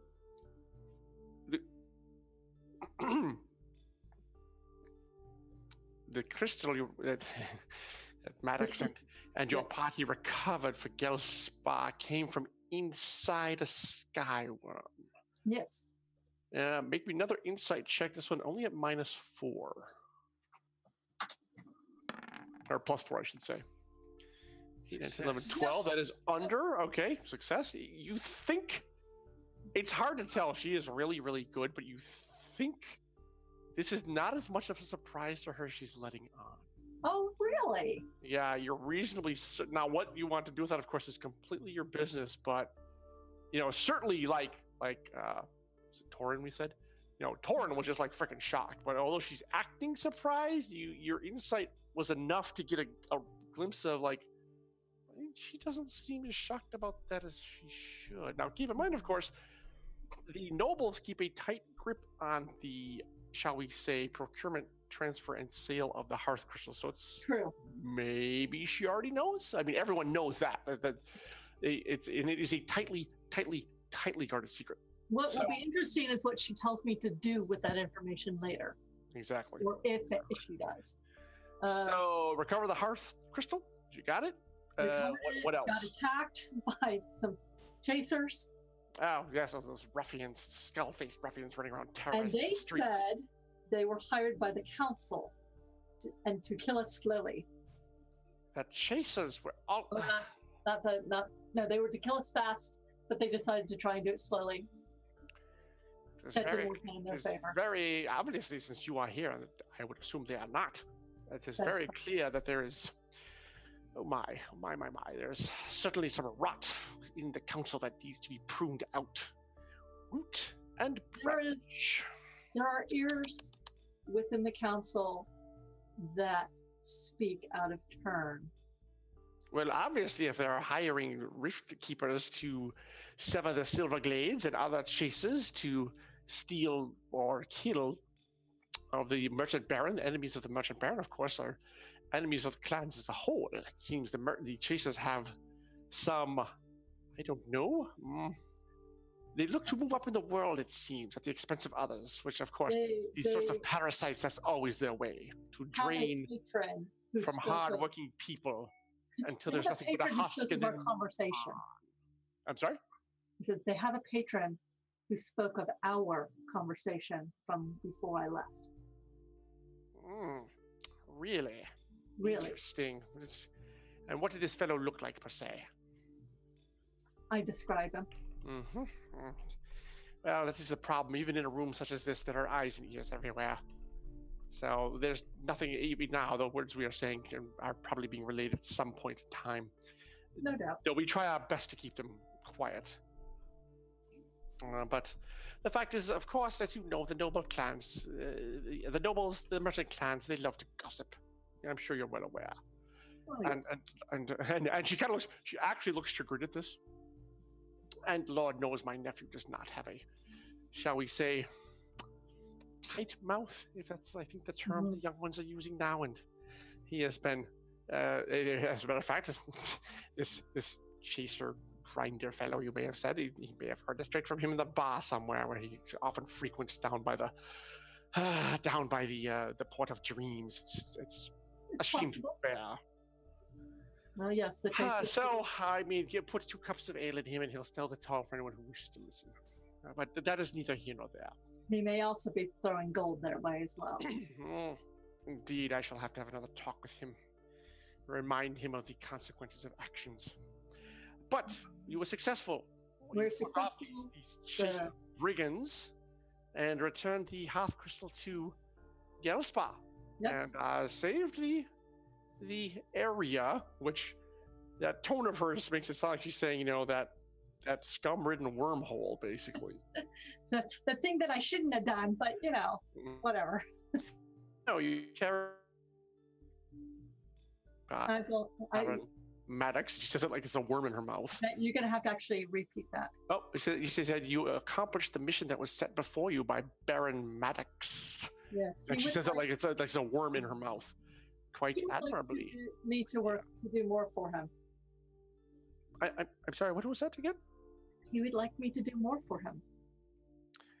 Excellent. Well, that is most fortuitous, for I would also like you to keep doing more for him. But of course, I would wish you to come back and report to me every so often on his movements and his plans and such as things you think I might find of interest. Of course, you know the Machias are one of the oldest families in Adriel, and having us on the Veneer side, but shall we say a quiet alliance, so to speak, could certainly elevate your clan in the eyes of not only your peers, but even, dare I say it, in time, ascension to perhaps nobility, if you were to acquit yourself well of the task I'm assigning you.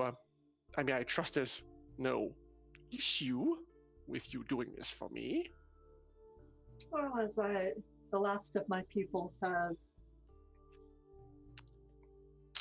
graduated, and I have yet to decide what new thing I'm going to do, I am, of course, at your disposal, barring Lady Lillian needing for something else. Oh, but of course, child, of course, family must always come first. But I am pleased to hear that we have come to this arrangement. I'm most pleased indeed. And Hark, I think I hear your sister returning with that tea. Let us enjoy a cup. And you swear you could not hear anything outside those doors. Nope, but I pop up out of her seat and stand on the other side where I'm supposed to. But literally like 2 seconds later, Torin opens the door and your sister comes in bearing the tea service as well. And the smell of the, how did I call it? Cerulean bloom, she called it, fills the air, which is quite lovely. It's a wonderful tea. It's very nice. I will turn to help her get the tray. Okay. Yep. Let her take her spot again. Lillian, just in time. We were just as your sister was regaling me with her little adventure she went on. It was quite sordid. It's amazing. I'm sure she could tell you about it in time, but we should continue our conversation on other pursuits, shall we? And the next half hour of your time is sit listening to the two ladies talk about various issues of Adriel. Some small, some big, nothing really of great import per se. Nothing of interest, or just it's minor things, what the harvest tide looks like it does seem like kind of small talk. Is a coming summer going to be a hot one or not? That kind of thing. Whose daughter is being presented at the nobles' ball later this spring? That kind of thing. The debutante class kind of deal. Social matters that really you kind of find stultifyingly boring, to be quite honest. But I mean, you try to kind of tune in, sip your tea, kind of tune like, oh my god, we yawn. But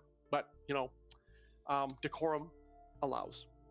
So but finally though, about 30 minutes later, Machia makes to get up and Lillian helps her rise. Although you got the sense when you're sitting next to her, she doesn't really need help from anyone doing anything. No. That was pretty clear, and she kind of says, "Well, this has been a most delightful visit. I'm so pleased to know both of you. I think the Veneer clan is on its way to accomplishing great things, and I've got my eye on you two ladies. Rest assured, I look forward to more visits in the future." Yes, she says, "You stay. It is all right. I will see myself." Torrance right at the door. Like the moment she got up, he's like, "Whoop!" And he comes into us. "Oh yes, strapping. Yes, please." It takes time. Yes, to the gates, and yeah. She is eventually takes her time, but she's gone. And then he closes the door behind him. And Lillian looks at you with like, and care to fill me in on where you've been for the past day? Yes. I will give her a very Cliff Notes fast, like we're sisters. I give her it's very quick. And halfway through your story, she gets up and starts pacing around the room. When she gets to the Skyworm, she stops and like, that hers is total incredulousness. And again, much like Torin said, like, but those are legends. Those don't exist. Yeah, no, they totally exist. The one thing I meant to tell you, I forgot. I should have said, Machia asked you to keep the Skyworm information secret. That was fairly important. Okay, so that was reached out and kind of gripped your wrist when she said that. I meant to make that happen and didn't, so my apologies. Okay. It's like, I wish. Well, I still tell Lillian and then tell Yeah, her that Makia told me to keep my mouth shut about it. She's like, believe me, it ain't going any further than this room. I guarantee it. Well, I do have. She kind of pounds her tea back and forth some more. It has a mild euphoric effect if you have several cups. I do have three companions who I cannot keep their mouths shut for them. Well, she only tasked you with it. Yes. I would strongly suggest you might have a word with them and try to make them see your point of view. I don't know if she's like, and she's now pacing back and forth. I don't know if I would bring up Makia necessarily. Well, I wouldn't, but should my companions be in the employ of House Veneer for any reason, I would have a reason to. I'm sorry, what are we taking on new employees? I didn't know. Well, no, they would be my what capacity? They would be my companions. Makia has more things she wants me to do. Oh, and she kind of stared a little bit, especially about the bar fight with Laureate. When you told that part, I was like, well, I mean, I knew you had it in you, but kind of a damn girl kind of response. And she's like, tell me a little bit about these three that you brought back with you. I mean, I got the servants reports outside, and there's this one with the tattoos and the. Oh yeah, Elfrus. He's looking for this woman who killed like his entire order. Oh, so he's priest, a monk, a druid. I have a hard time really understand what he is, but he's good in a fight, and he kept me alive. He is monumentally inconvenient from time to time, but I like him. Laureate is quite. Well, Laureate, of course, I was rather impressed to find out you were kind of sojourning around with her. What has she been up to since that whole regrettable mission to the Silverglades? What regrettable thing? Oh, no. Everyone knows. So now I know that Laureate was part of the thing to the Silverglades, and she's the only one who survived. Why did they kick her out then? Why is it her fault? Well, the Academy said gross incompetence. And no one has ever been able to get any information out of the Academy about it. I don't know the story. I'd love to know that story, but but that's why. So. We'll see how things go. And Mama, basically, she could be an airship captain, and someone who's very good in a fight. I would not mind her at my back. Well, of course, we're always looking for good transport captains. I mean, to have a reliable kind of fleet at not our beck and call necessarily, but... She does have a ship that's impounded right now.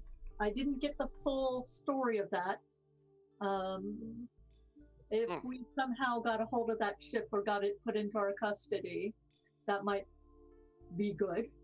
But I can look into it. Get me the vessel's name, and I'll see what I can do. Did Mama tell us what the vessel's name was? I honestly don't recall. She has not. I'm assuming. Well, actually, no. You know what? I don't think she has. Yeah, I don't think she has. Okay. Her ship was impounded, and that's it. That's all she's told us. We don't even know if it's true. Yeah. So she says, "Yeah, well, get me the name, and I'll see what I can do." We have some pull down there. The docks are tricky, but perhaps. I don't know what Lady Mama wants me to do going forward. Makia, but yes. Makia, sorry. Lady Makia, I did tell her that it would be on your auspice because I work for the Veneer family first. She kind of inwardly, you could tell she's inwardly groaning. You're like, oh, I do wish you discussed that with me first. We have a good thing going here, Savoy. We do not need to get involved with the nobles' games. Any one of them could crush us underfoot, and it'd be like we never existed. Well, guess what? We were involved whether we wanted to or not. And wow, she kind of looks at you with a half mock, half severe glare while we got involved when you slapped that upstart across the face. Well, he deserved it. I remind you, yes, I know, but there is decorum and there is manner and there is a way to do these. Well, it's better than I'm out there. Takes a deep breath, like, you are our sister and I love you and I understand. Well, it's better that I'm going to be out there doing stuff and learning about the changes that are happening. I mean, I worry about it is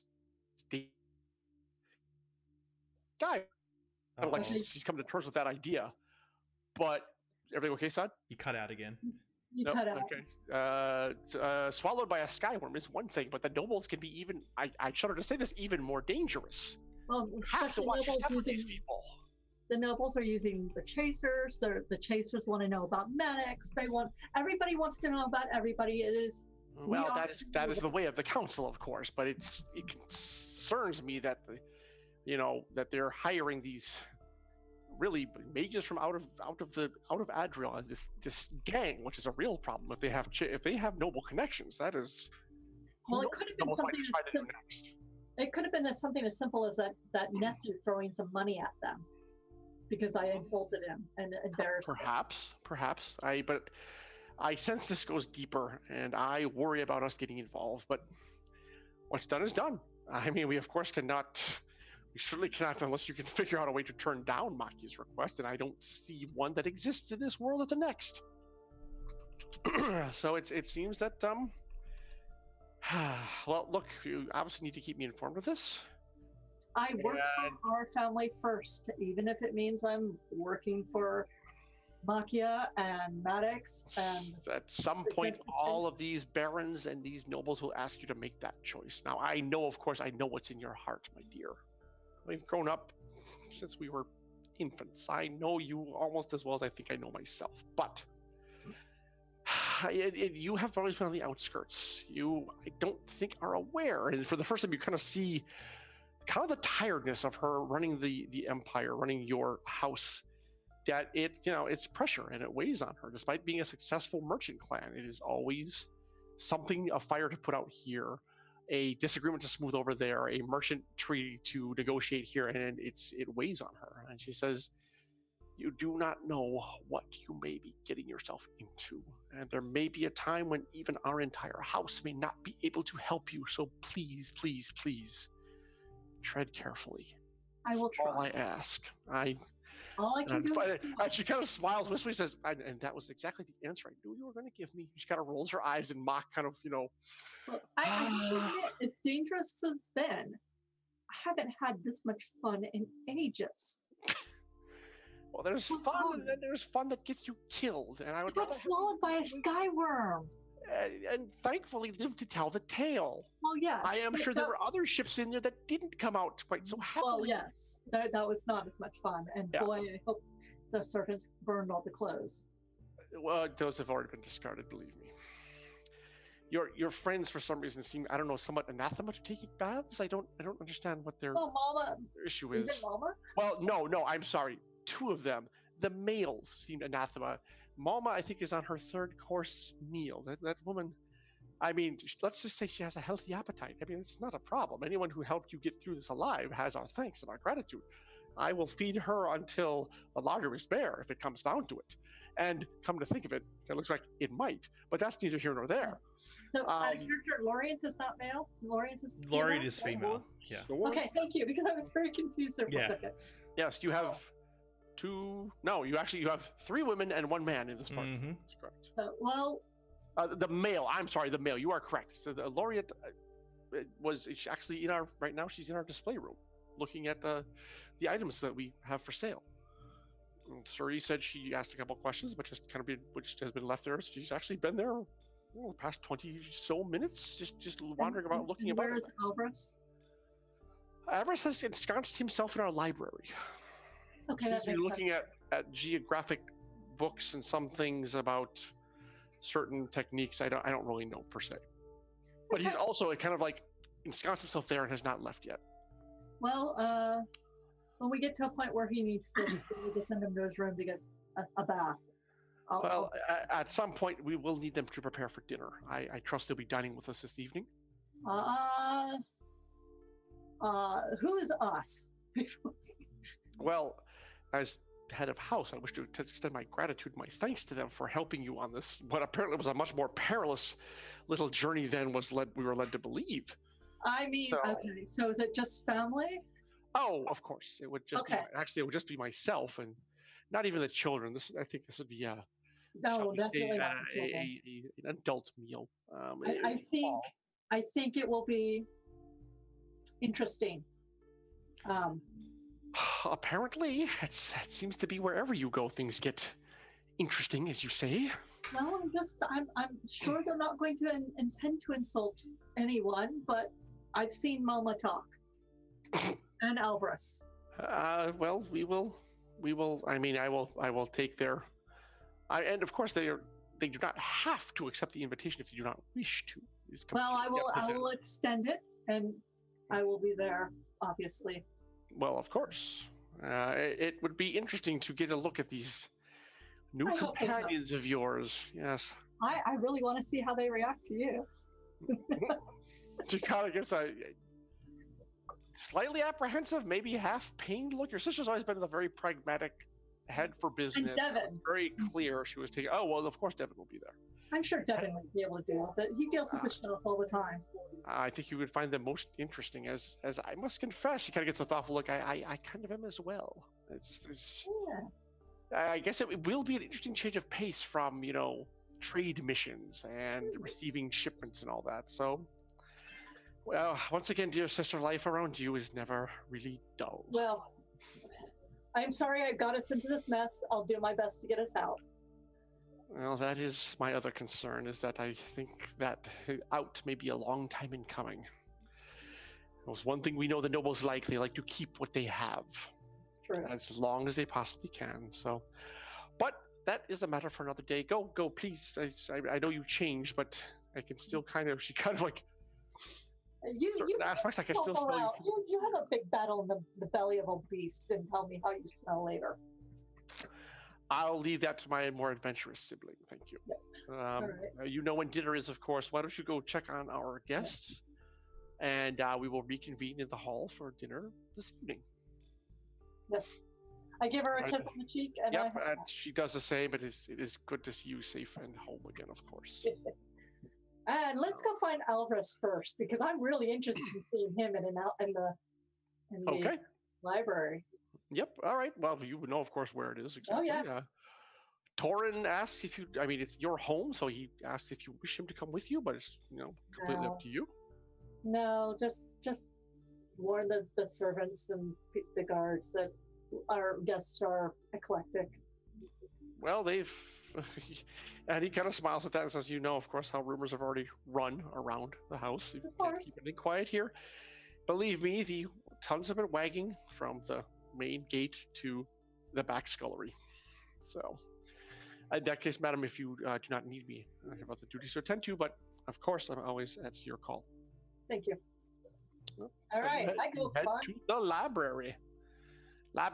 Everest, I assume you haven't really moved since you got in there, correct?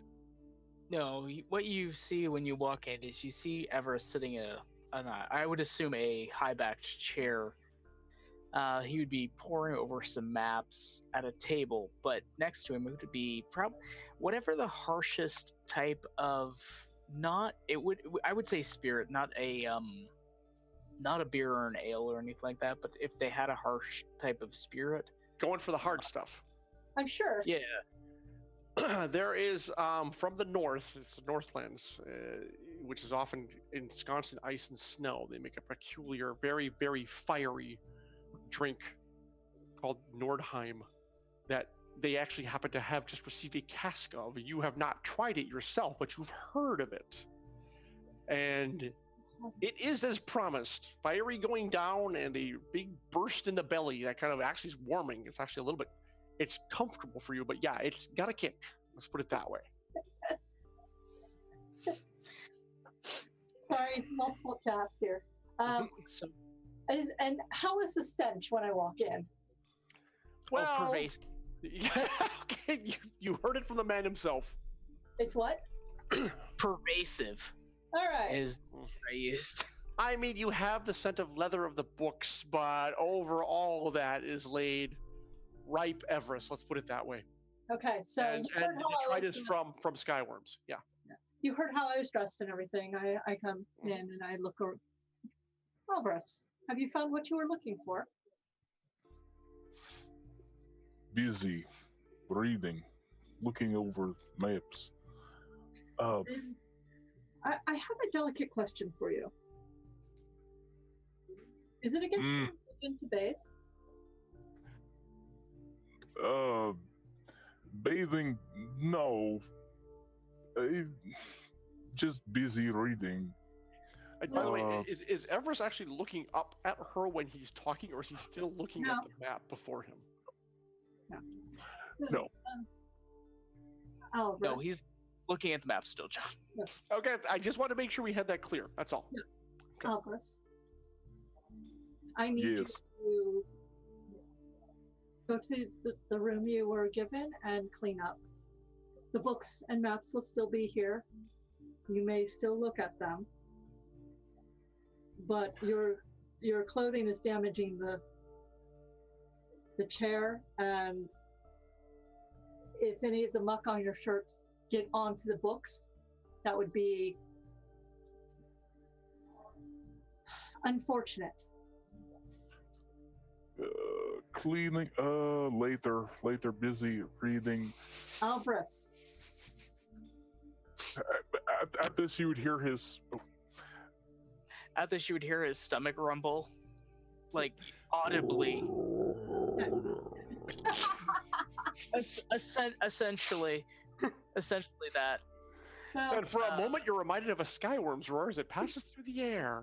so she's going to put a hand in between your face and the map. She's going to say, please, you're in my home.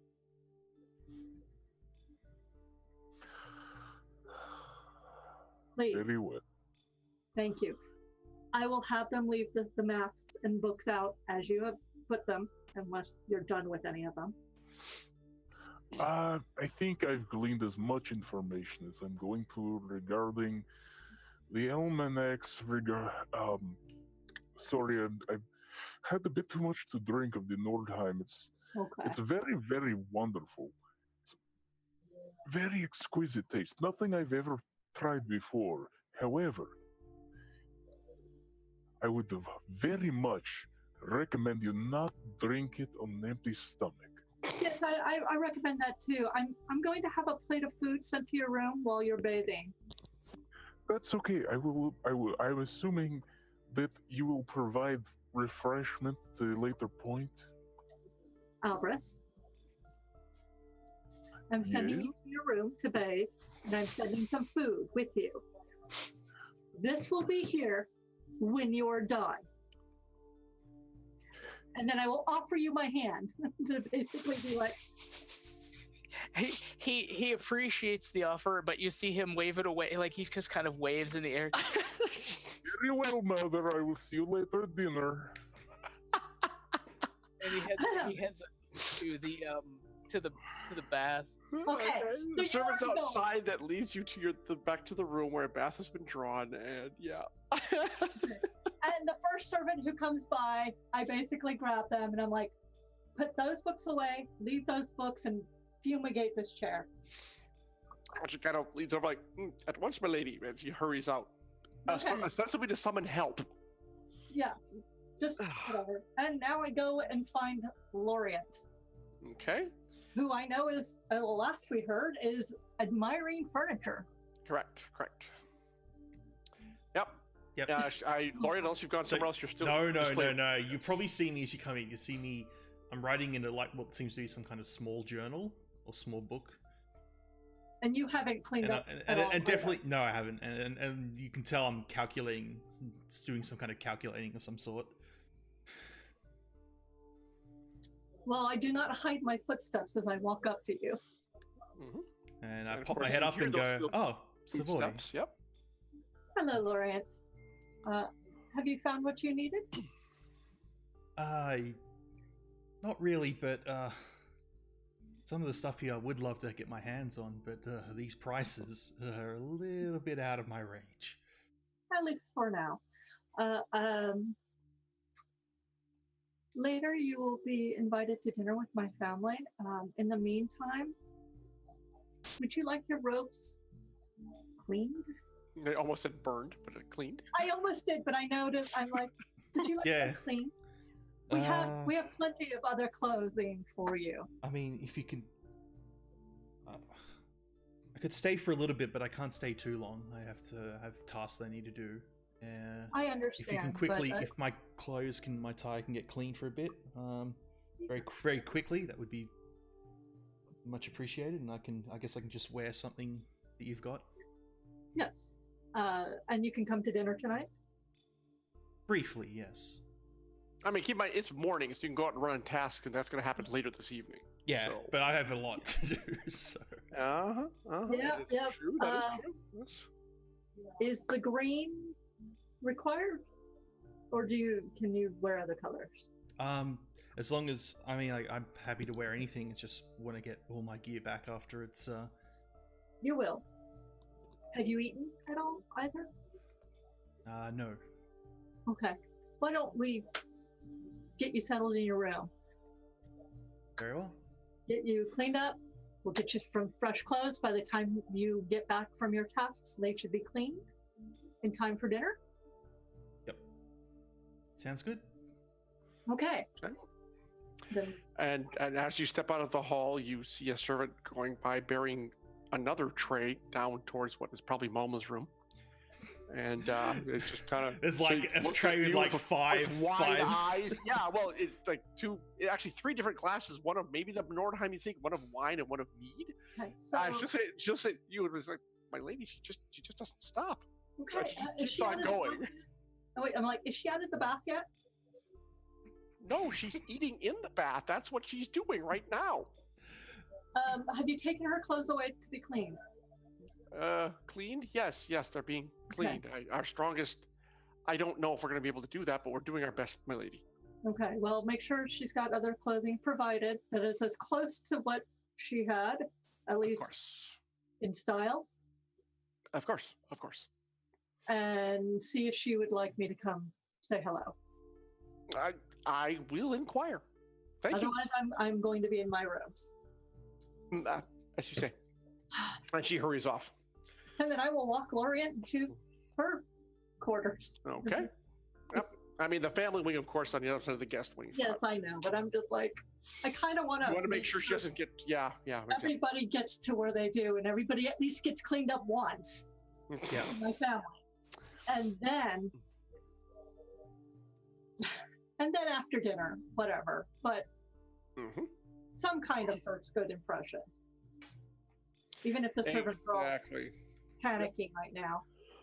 So as you ensconce Laureate in her room, and you've checked on Everest, and you know Mama is Yes. clearly comfortable. Let's just put it that way. Do you spot Torrin coming toward you Oh, okay. with a look of probably concern, I think, on his face? Yeah, for sure. Ooh. Yep. He said, "This just arrived for you and your guests, apparently." What is it? It is a folded envelope with the sigil of House Maddox on it. Oh crap! Already? Okay. Thank you. Lady, just- and he heads back to the guard quarters. I take it and head to my room before I open it. Okay, yeah, make sure to, yeah, all right. And I'm just like, the wax full seal. bath. Like, let a full bath. I open it and read it. Okay, as and it says, Lady Veneer, the formal. I trust this finds you well after your recent adventure. If you are sufficiently recovered, it would be my honor to host you and your companions as my guests for lunch this afternoon. Lunch. Awesome. Mhm. Lunch and then dinner.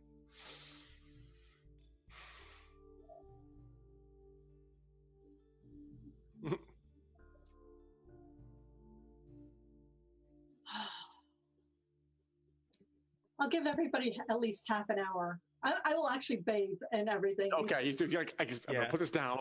I'm gonna get in the bath. I'm just gonna. I'm just not gonna do it because I just sent them off to do things and told them they're gonna do dinner to me with me Mhm. tonight, and now I have to go see if I can pry various people away from various things and meet up with Maddox for lunch. Yep. Yeah, pretty much. But you're just like submerging the water, like, whoo, All right. and I'm get gonna cleaned do it up. this- Everyone gets cleaned up. Clothes are suitable for the fit. Of course, is perfect. The Laureate material- would wait for her gear, her actual clothing. she She says doesn't that's want to gonna be a keep. couple. It's going to be a couple hours. Please, Well, I- I mean, obviously, any The ser- pouches or anything. they will Just kind of clean. yeah. But they won't, Just- and they will. They'll be a bit damp. That's fine. Laureate will. They're not. You get Sort of it looks like scandalized you with us. suggested you would run around the house nude. Let's put it that way. She is They- shocked they that you throw wear rugs damp at- clothes. Miss Laureate, I'm afraid I must insist that you please just please try them on. I'm sure they will be to your liking. Are there any hidden pockets or anything like that? Because she needs to put some gear in them, you know. Because If I you- still have the bomb, which I don't want to show anyone. Oh, God. I have I have hidden daggers that I gotta hide. And I've got I need a I pouch. was assuming you undressed in private. You basically said, yeah. I took all that gear out, the servants so moved to help you, like, no, I'll take care of it myself. I don't know, and you like shoot them out. So you've probably got it secreted somewhere in the room, like any weapons you might have carried in with you. Certainly the bomb itself, yeah, was a little clumsy, but you found a place for it. But now it's kind of stuck in the room. I don't really want to leave this here. Do you? Maybe I so get what- like a traveling bag or something. I can put them in, I guess, temporarily. Oh, Something. you have other items. The servant kind of nods. Well, yes, we can certainly provide you with something to carry your A other. rucksack. Just 1 second. Yes, okay. She scurries off, and a few minutes later returns with a very nice leather backpack, rucksack. Yeah, exactly. It would fit everything you need perfectly. It is that- brand new. That'd do. Thank you. That's our pleasure, of course. Yes. So yeah, you wait till she's gone again. Yeah, I'm literally just like trying to figure out the best way to kind of put everything in without revealing it. So is the bomb going at the bottom or the top? It'd go somewhere the least accessible spot. Okay, well, also the least visible, I think, would kind of be Yeah. handy too. So yeah, so you like pack it all down there, making sure that it can't be activated just to be safe. So Yeah. like, oh my god. So yes, you're literally carrying a bomb around in the merchant's quarter. And I've got my throwing daggers. What else I Now have? those you could put back on if you feel the clothes are actually loose and comfortable. Actually, very nice. It's a very nice. I outfit guess they yeah, make. if I can sneak them on somewhere. Sure, you probably have like wrist cheese and stuff like that. Yeah. You put it at the small of your back or whatever. So, yeah, And, they actually fit very well. So yeah. I need like a spot for the crystal shard. Mhm. Yeah. I'm sure there's something on that or in the sack. I can easily put it.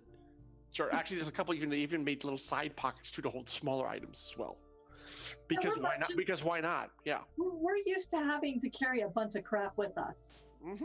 Exactly. It's true, you are craftsmen, so you have to carry lots of tools and stuff. So yeah. And if you like, I need a toolman's belt or something, they would have it. They'd look at you funny, but they'd have it. Mm. But I wouldn't ask for a Mhm. toolman's belt because they're quite big and bulky, whereas a lot of my stuff needs to be concealed. Mm. But so yeah, I'll just do as best as I can with what I've got. Okay. Yeah. Well, with the sack and things you're able to just kind of hide on your person, you're able to get everything tucked away where it would certainly pass casual scrutiny. So, all right, you're going. Yeah, actually, you're kind of like, well, these clothes are pretty nice. They're very comfortable. They live pretty well up here in the merchant's quarter. Mm. Oh, okay. Yeah, I mean, do you miss your old clothes? Sure, but these are more than adequate replacements. Let's put it that way. And Alvar says they get as close to his like sleeveless stuff as possible. Mhm. Yeah, pretty much. They laid I out was- exactly. See, I was really hoping they weren't gonna do that. Like they were gonna give me these because what I was picturing him. I was thinking, I was literally gonna ask John, like, did they give him sleeves? Please tell me they gave him sleeves. Okay, they give you Is this- sleeves to begin with, so you can cut They them off. actually they lay out an assortment of clothes for you to choose from. It's up to you. I mean, because typically, let's face it, the Adriel style isn't really sleeveless shirt. There's a vest you could put over, it, but most of the shirts do have sleeves. That's correct. Okay, so I think what he would end up doing is taking one of the shirts, putting those on first, taking the vest, not just because he would want an undergarment as well, Right. and then just taking the sleeves and Yep. Exactly. So gone. Your arms instantly feel better because they're unencumbered. Yep. That's, and that And would all be the exactly what Yeah. he'd be doing. Yep, the servants basically would be aghast privately. Yes. Exactly. That is correct. Really. Okay, so you and yeah, actually the clothes, once you get the clothes appropriately modified for you, they're pretty damn comfortable. Yeah, the shirt's Yeah, very I mean- nice. The vest is, the pants and boots are all good. They fit perfectly. It's pretty sweet. So there you And go. then Mama, I'm gonna end up sending servants to everybody to say, have them meet in my quarters. Okay, when they are attired When and ready. When they are dressed and ready, that I need to speak with them. Yep. All right. So that message does arrive for y'all. We'll assume it arrived for Mama too, of course. So, and I imagine, unless you guys have other things to do, are we We'll going head- to just kind of convene? Yep, just follow the house servant over to Savoy's room. Yep. Okay. Everest. Kind of glare at Everest on the way and just like nod. Kind of smirk and nod. Oh, okay, gotcha. Because Everest looks completely different from where we met him. I'm Well, gonna that's guess that Malma dresses as fantastically and with Yep. all the bells and whistles that she can get. Oh yeah, I think she's like complete ball gown-esque. yeah. Absolutely. Laureate's gear Yeah. is all functional. It's actually like all traveling gear. right. It's not actually formal. It's mildly formal, but it's mainly functional. Yeah, but Mama like sent the servants back 3 times for something a little bit more ostentatious, and finally Yeah. just grabbed one of the, Yeah, actually, let's see. Well, she's taller than you, so they actually had to go for something else. But they managed to find something that, and yeah, she looks like. I mean, it's still Mama, which is awesome, and now in like upper middle class finery, which is just it's a sight to see. Let's put it that way. I'm gonna bet she took a ball gown and slit the front and is wearing pants underneath. And she's got just the biggest smile on her face, and she comes over to us like, your home is amazing. And she's just like happy as you can create your own metaphor. I was gonna say I could totally picture Marie saying exactly that right now, in exactly that motion, and everything. Yep, exactly. I trust we're doing her character justice. So yes, you are all in your room, which of course is nicer than the others. I got a sitting room. Family. You got a suite basically, yeah. And yeah, you have like a little antechamber for a sitting room too, and the bedroom, the door is closed and everything, and it's very comfortable. You can actually host like 8 people in here if you needed to. So 4 is perfect. There's plenty of chairs, round table, light refreshments are still here, even some Nordheim if someone's so inclined. And actually, that's the first thing that Mama goes for as well. It's like, I haven't had this in ages. Okay, so I clear the servants out. Basically, like, yeah, we're good. Just, and then I show them the envelope with Manix's invitation thing. Finally. I'm like, alrighty. If you are all willing, Kendrick Maddox would like to meet us for lunch. I am very willing to go see him. I was actually going to plan to see him after our little invitation here, and I hadn't sent a response back yet because I wanted to see if you 3 were interested. And in particular, I'm looking at Alvarez at this point. You'd see his eyebrow raise. I mean, he'd be kind of like, I'm not a particular fan of his. However, he does have information that I am after, so hopefully we'll be able to glean something of use. That is... If not, well... Yes. It is what I was hoping. And then later tonight, my sister has invited all of you to dine with the family tonight. Oh... It is her way of saying thank you for helping me and protecting me. Ah, so this is why you wanted me to bathe. Yes. Yes. I do not need to stand on decorum with you, Elvis. Fair. It's fair. I mean, I don't, personally, it's not something I care about. Half the time I end up traveling anyway, so it's something you pay attention to. Well, you don't really pay attention. Whether or not you was pretty smelly. And I'm sure Mom was like, I smell great. Mom was Kind of just going to be like, herself in airship, some just kind want of my perfume. airship. Yep. But she looks up from where she's like picked up her glass like Maddox. Ooh, that probably means more money. I'm all about that. So Entirely possible. Oh, pounds her glass down. Mama, what's the name of your Ah. ship? What was the question? What's the name of your ship? I'm going to assume she gives it because there's no reason not to. Yeah. So yeah, shouldn't be a Yes. big deal. My sister is going to see if she can do anything about its state. Kind of gets this pleasantly surprised look. Really? Well, thank you. That would be wonderful. She, like I said, appreciates the fact that you all helped and protected me while we were doing this thing. Oh, that was fun. I mean, it's who can say they've been inside a Skyworm and lived to tell about it, right? That looks at all you guys this big, again, this huge like grin on her face.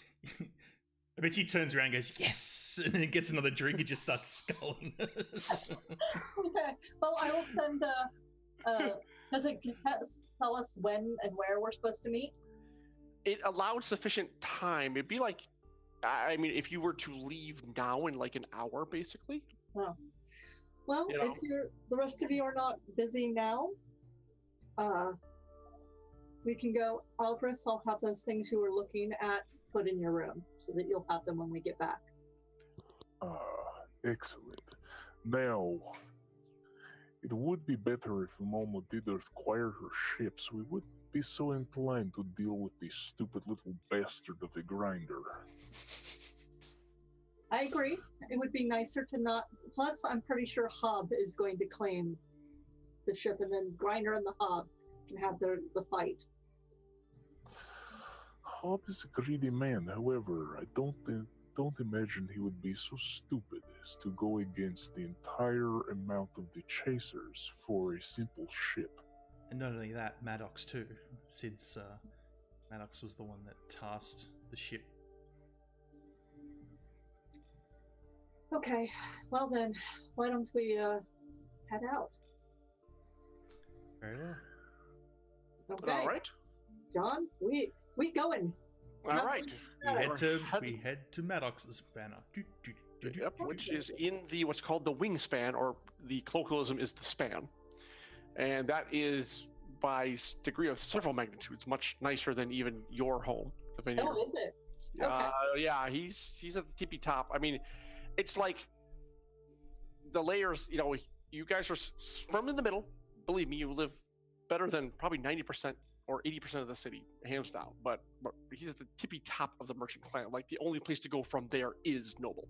Right. That's it. So his estate, I will say, is palatial, with like stone floors that were imported in here, etc., etc. It's vast. It's big. I mean, the idea of just holding this much land in a floating city itself is like on the edge of ostentatious, because it's an estate. Like they're probably you probably suspect some nobles don't have estates even this nice. Well, most likely not, but since he is basically nouveau riche and wants to go higher. Well, it's not nouveau riche. He's been rich for a while. He's an older man. He's been rich Well, for. I mean, compared to the nobles, though, you are correct. You are absolutely correct. Yeah, the nobles would consider him nouveau riche. Absolutely. Kind of Yes. like when the American oil barons started going to England. Right. Yeah, 30 years versus 300 years. You are exactly correct. Yes, the nobles, you are aware, look down their noses at just about everybody. So, yes, you are met by actually a squad of liveried servants that bring you in. Your footsteps echo on the marble, polished to a mirror-finished marble. And if anyone wants to care to, they can kind of make me a knowledge roll. Ooh, okay. I'm happy to do that. It is completely optional. You have to if you don't wish to. Pass. Oh, Shot. okay. I swear I had a Maddox image. Where's my Maddox? Okay. This wouldn't work really for necessarily get an advantage. Okay, yeah. Well, you all recognize, those who made it all recognize this marble is extremely rare, and is extremely hard to procure. One time, like the Vanier family tried to, and the price even was too much for them to really. Ooh. It just was not affordable, and yet his like entire freaking floor is lined with it. So either he has some sort of inside track on it, or some way he has it. So pretty much every time someone walks on the floor, they're kind of being reminded of, shall we say, their place, so to speak. Uh-huh. Yeah, exactly. So you're led into a vast kind of it's an amazing dining hall with one side is completely windows over which you can see the rest of Adriel out past the span and all the other parts of the city, which right now shall remain undescribed. I mean, the only thing higher than this is the chamber where the nobles meet. What the hell's it called? Not the sun plateau? Sun chamber? But that one. Well, I'll have to remember for next time. But yeah, that's the only where the nobles reside is the only place higher. So, and Maddox is there waiting for you. And at the head of the table, a massive table. Everything here is white. Even the wood, which Savoy you recognize. Why don't you give me another knowledge roll? This one, however, at a +4. Quick question: do we see Elise there as well? She is not. It's just him. Okay. Oh wow! I am in awe of these things. Yeah. What I mean. So at this point, I can't remember it. I probably know it, but I can't remember. Well, boy, and I mean, you've kept your hand in the business enough that you know all the types of wood you deal in, and you've never seen this before. Ooh. So Yeah. I wanted to ask John, can I do a knowledge roll considering of all the books I was reading in the estate? Yeah. Yeah, you could try. Absolutely. That'll be again at a +4. No. Yeah. Same thing. It looks amazing. If Laureate, I don't know if you want to try. You're free to, but you don't have to. Laureate doesn't really care about that. Okay. All right. Yep. It's and the table is set for the 5 of you. Even though the table, this hall could obviously easily seat 50 without batting an eye, and the view is truly amazing. It's incredible. The view, I mean, it's rare that you see. It's not even close to what the Vanier family has. This is like, you can see the city arrayed underneath you. It's really quite impressive. Because, welcome to my home. It is a pleasure to have you here. Please, sit and refresh yourselves. And the chairs there is a servant standing, actually 2 servants standing at each position. Yep. So. This I understand. Yes. Do all the standard formal stuff share without out, really talking too much. They have spring water or other libations are available should any choose it. They'll take whatever pretty much you want. So does anyone order anything else than water right now? At this point, no, because actually, I probably will some in season juice. Okay, that's not a problem. And I don't want to get too drunk, so Laureate's going to ask for something alcoholic, but it's a light one, something that doesn't. Shit. We just had the last of our summer mead. I would be happy to open a bottle for you. It would be my pleasure for what you have done for Adriel. It's certainly, and of course for myself. I'm going to be honest. It's the least I can do. And you, my friend, he looks at Everest. What would you like to drink? You have any Nordheim on hand? Kind of his eyebrows shoot up for me, like, well. Wait, what did he ask for? I didn't hear it. Nordheim. Oh, the Nordheim stuff. I think we can scrounge up maybe a small cask or 2. I have to say, it's not something that gets asked for very much, but as you wish, good sir. Yes, he motions to a servant who goes scurrying off. And taste. Nope, I didn't catch that second part. I have an acquired taste.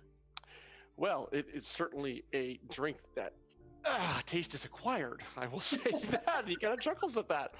But more power to you. I, for one, find it a little too combustible for my palate, but I strive to ensure that my guests' every want and need are attended to. So, how does it feel coming back? Knowing what you know, doing what you've done. Word, of course, is already spreading around the city. In some cases, I think even certain names are being dropped. Sometimes for good, sometimes for ill. But how are you? It actually seems like he's sincerely asking this. He's much more, now that the mission is over, he seems almost relaxed. I'm still the but like you're cutting out. Yeah, roboted there, John. Yeah. Sorry. No, he's still got, it's kind of like the first part of this mission of his he's on has been checked off, so he's kind of more at ease. There's still the intensity about him, of course, that's never going to go away, but he actually asks, and he actually seems sincere, like wants to know how, and he says, as he raises the glass, it's not every day that people can talk about not only seeing a sky worm, but entering it, shall we say, and coming out to tell the tale. Well, a skyworm didn't think anyone would suspect a creature like that, but I'm curious as to how they obtained that compass. It's a mystery. I myself am at a loss to figure out how the chasers acquired it. And the drinks arrive at that point and everyone's served. And he waits until the servants are. I mean, he says, do not worry about them. Their discretion is legendary. This will not be leaving any of our... So the chasers didn't supply the compass? Well, they claim they did, but they must have gotten it from somewhere. But they were very tight-lipped about how they acquired it. I have a feeling blood was involved. So that is actually their stock and trade, of course. Unfortunately, we all had the temerity to find out. Well, they've already threatened us as we were leaving Gelspar. We had an encounter with one of them. Have you heard of Grinder? And he nods. He came out himself to, I guess, take your measure, was it? I mean, let's face it, you folks did kind of do a number on them, shall we say. I liked the cut of my jib. Whatever. And he kind of chuckles at that and says, yeah, I would imagine he would. I'm aware of this fellow. I've never met the man. He's very interested in you. Oh, many people are, my dear. Well, not only that, he would only let us go if we gave him information on you. Oh, did he now? Well, that is not surprising. From what I've been able to ascertain, or what my sources have been able to ascertain about him, he's kind of like, I guess you'd call him potions maker, alchemist kind of person. He handles certain illicit goods, both manufacturing and selling them. I know the military order of Adro would be very interested in the idea that he has actually come out. He's usually very reclusive, running things from any one of a number of chaser hidey holes in Gelspar. Which, he kind of thinks about it for a second. Well, he gave a name. The other matter. He gave a name of what I believe was the head or the leader of the faction that was piloting the other airship that was part of the encounter with Skyworm. I believe the name was Anwin.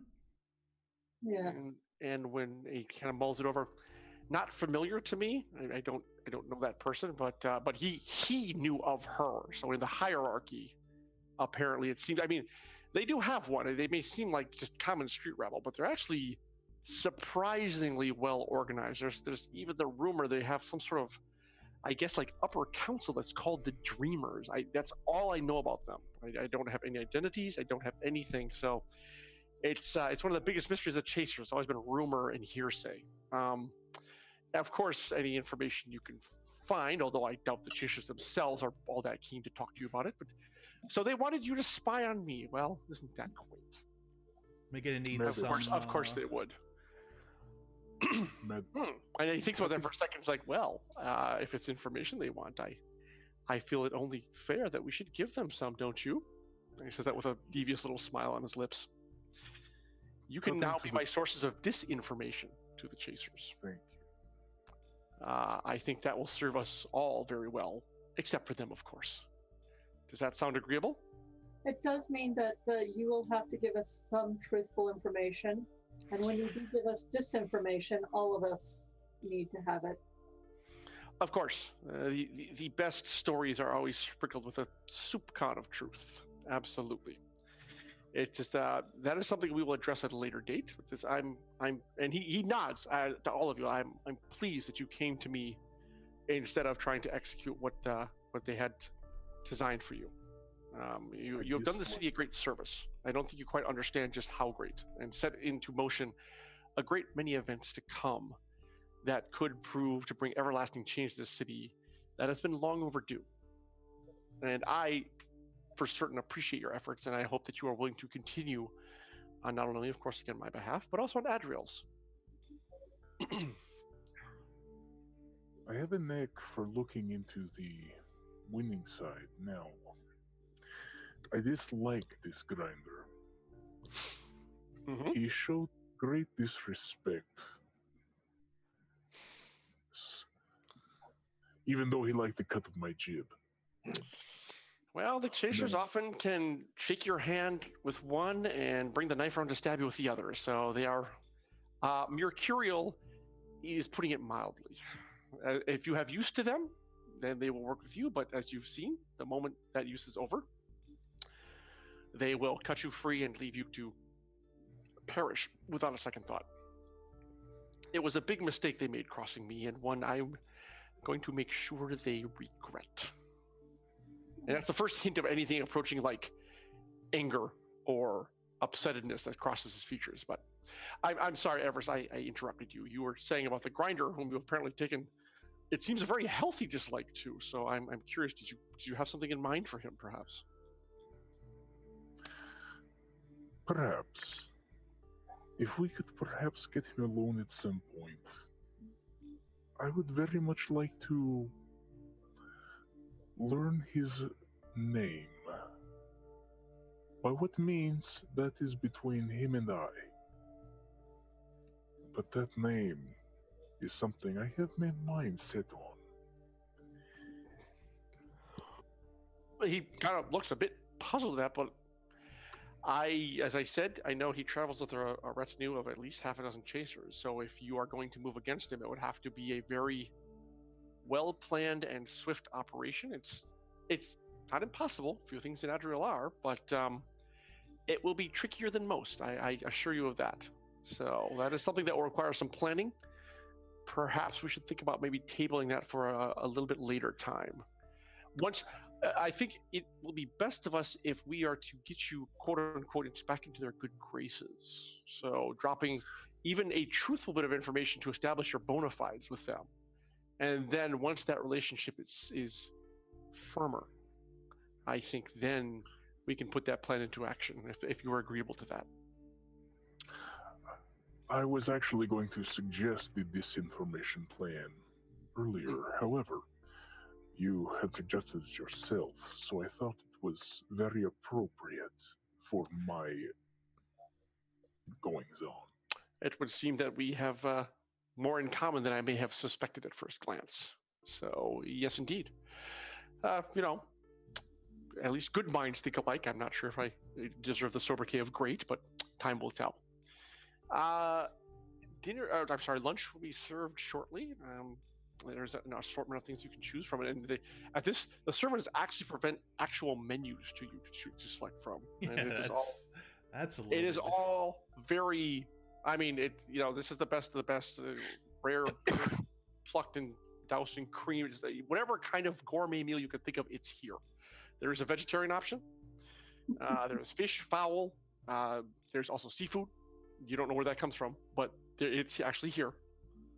Kind of a big prawn kind of thing, baked prawns kind of thing, and some sort of a red I could sauce. see Malma asking for fish. Yeah, well, Mama probably says, just even after Savoy, she's like, I'll just take one of everything on the menu, please, thank you. And she'll sample. And Savoy, you know that the seafood, it does exist, but it's nearly impossible to freaking come by. Well, but here it is on his menu. I will definitely try one or two different things that I've either never tried or I know is really, really good, because you know what? This isn't going to happen very often. So Indeed.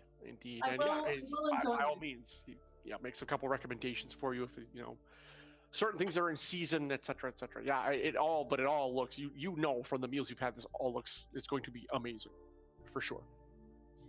No, is it versus a foreigner, Joe? Yes. Sorry, you roboted out there, but anyways, since he's a foreigner, Is there anything like besides the seafood that obviously everyone else would know you can't come by that would be appealing? There is a it's kind of a game bird that actually Comes from home. comes from, yeah, it does actually. You recognize the bird. As you guys, for you it's like fairly commonplace, but since that's like halfway around what is the shattered continent of Axia, here it would be amazingly rare to get, and especially to keep in any way that you could actually have it on a menu for lunch with guests, because it actually, once you kill it, it spoils extremely quickly. So they're actually they're transported alive to their destination because you pretty much have to take them out and pluck them and clean them like that day if you're going to have that work. So yeah. Okay. Mm-hmm. So Is yeah, that he would. your choice? I think he would, because at this point he's been away from home for quite some time. So I think this is Yep. something he would be looking for and actually looking forward to for quite some time. Kendra kind of notices your interest and says, by the way, we can prepare that in the traditional fashion if you so wish. And you To were that- really kind of shocked because you guys have a way back home, but you're surprised that anyone else would actually know about it. Yeah, I think he would have definitely raised an eyebrow to that particular notion. And but he says, we even have the herb mix that I know your people use. Don't ask me how I got it. It's a tale that we do not have time for right now, but at some point I will let you know. I think he smiles at that. It's like, but please, any other way you wish, of course. It was a suggestion, as I too know what it's like to be far from home. The traditional way would be acceptable, and I will be following up with you on how you managed to get this particular mix. And game bird, by the way. Indeed, but another time, obviously. So, as I said, you have set many wheels in motion in Adriel, and for the most part, this is a good thing. First of all, I will tell you that the nobles need to know that they are not as invulnerable as they may think. This mission that you have accomplished has, I don't think, put necessarily the fear into them, but it has certainly let them know that their position may be a little bit more tenuous than they may have perceived before this happened. It's definitely given the people of Gelspar on your side. That's certain. That was my hope, but of course we need you. That is my plans for Gelspar. This is only the start. My aim is to actually turn Gelspar into a fully functioning adjunct to Adriel. We have to figure out a way to bluntly, completely overhaul it and give those people not only hope, but the means to better their lives. I'm actually very serious about this. I do not think people should be living in squalor, living off the scraps of the detritus that, I hate to say it, the clans, and he looks at Savoy, and also, to be fair, the nobles cashed off as their garbage. Adriel was not founded that way, and I feel the nobles have lost sight of that original mission of this city. And again, this small and yet large step has, I think, put them on notice. I fully expect that there will be those that plan to move against me. They will not take this lightly, nor will they just sit idly by and let me enact my plans, both short and long term. So I would advise you now, more than likely, as word spreads throughout the neighborhoods, it's very likely people will come to you, much like the Chasers already did, and they certainly did not waste any time. They will come to you seeking either information or advice or an inside track, shall we say, on certain doings of mine. It has happened before. I have no doubt it'll happen again. How you choose to respond, of course, is your business. I cannot control you. However, as you clearly were very easily comfortable stating with the Chasers, I would hope that you might bring that to my attention if you felt it appropriate. Let's just leave it at that. And the silence is going to fall on the table if no one says anything. So your plan is to replace the council, the entire council, or that's a rather bold statement. Laureate. Or just be one Um, member of the council. Just be another high-ranking member. In order to truly enact change, one must be doing this on the inside. I'm certainly not advocating we storm the platform with torches and I don't know what they carry down there, pitchforks or clubs or something, and throw them all out. Although no doubt if I pitched that to Gelspar, they probably a good portion of them probably would go for it. No, they're true entrenched in the society. It would lead to chaos. Gradual replacement is the key, as is and then actually the door opens in the back, and a young lady of about maybe 19, long dark hair, very well dressed, walks in. Oh, Father, I'm sorry, I didn't know you had guests. Like, Piper, my mistake. Please come in. There's some people I want you to meet. And he says, this is my granddaughter with her usual superb timing. She's very young, and she looks certainly, she has the trappings of kind of the merchant clan, the nobility kind of thing, but she also seems a little pensive. But he makes introductions to all of you. She takes hands and bows and everything and nods and says, "Oh, well, I just came to see what you're doing. I'm about to go to that meeting." And he says, "Yes, of course. You let me know what happens when you return, and we will dine together tonight and go over what is to come in the coming weeks. You may be seeing more of this group around the house in the coming weeks as well. They are the ones who handled that matter with Gelspar that I had them tasked with." And she looks at you and nods with a smile across her lips. Well, and I think she says, we and all of Adriel are in your debt then for what you did for those people. And she kisses her father on the cheek and says, we'll talk later this evening. I said, of course. And she wisps out. My granddaughter. Can I do a knowledge check on her? See I'd like to do that too. Yeah, it's fine. Yep. Actually, I'm gonna go insight on that. Insight? No insight? Okay. Mm-hmm.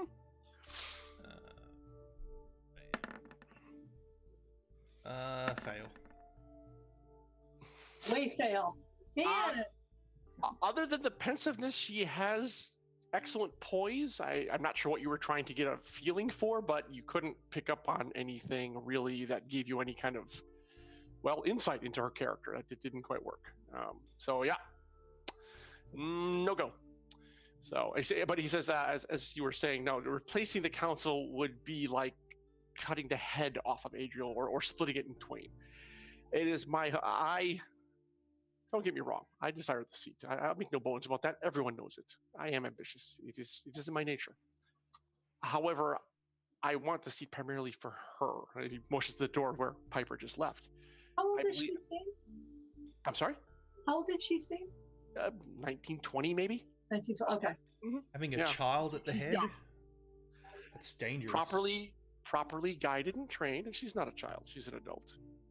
I mean, I'm not asking to put an 8-year-old in place, but properly guided and advised. I have a feeling she can be the most powerful force for good and bringing Adriel truly into the light, like other people claim to, that we have not seen since the founding. Of course, it is hazardous. You are absolutely right, Laureate. But for great reward, one must take great risks. Wouldn't you agree? I agree to that. Very well then. So we are of an accord. But mark my words, you, as I said, you have also put yourselves on notice to the nobles. And again, they will not take this sitting down. But enough business for now. I think our meal should be almost ready. Let us eat and talk of hopefully more pleasant things. And as if they were summoned, the servants all come in, and they have covered platters, and is everything you asked for. It is done perfectly. The meal for everyone pretty much is the finest meal you have ever had in your life. I can't even describe it because I couldn't do it justice because it just wouldn't compare. At least to me, it's like those ones with the massive plate, but it's like a really small serving. Exactly. It's kind of giving her like but it's like super cool, high quality. And Mom was just like, again, in her element. Even though you could have sworn she ate like 3 meals at your house, and yet she's just like, and loving it. The food is beyond sublime. It's really amazing. So,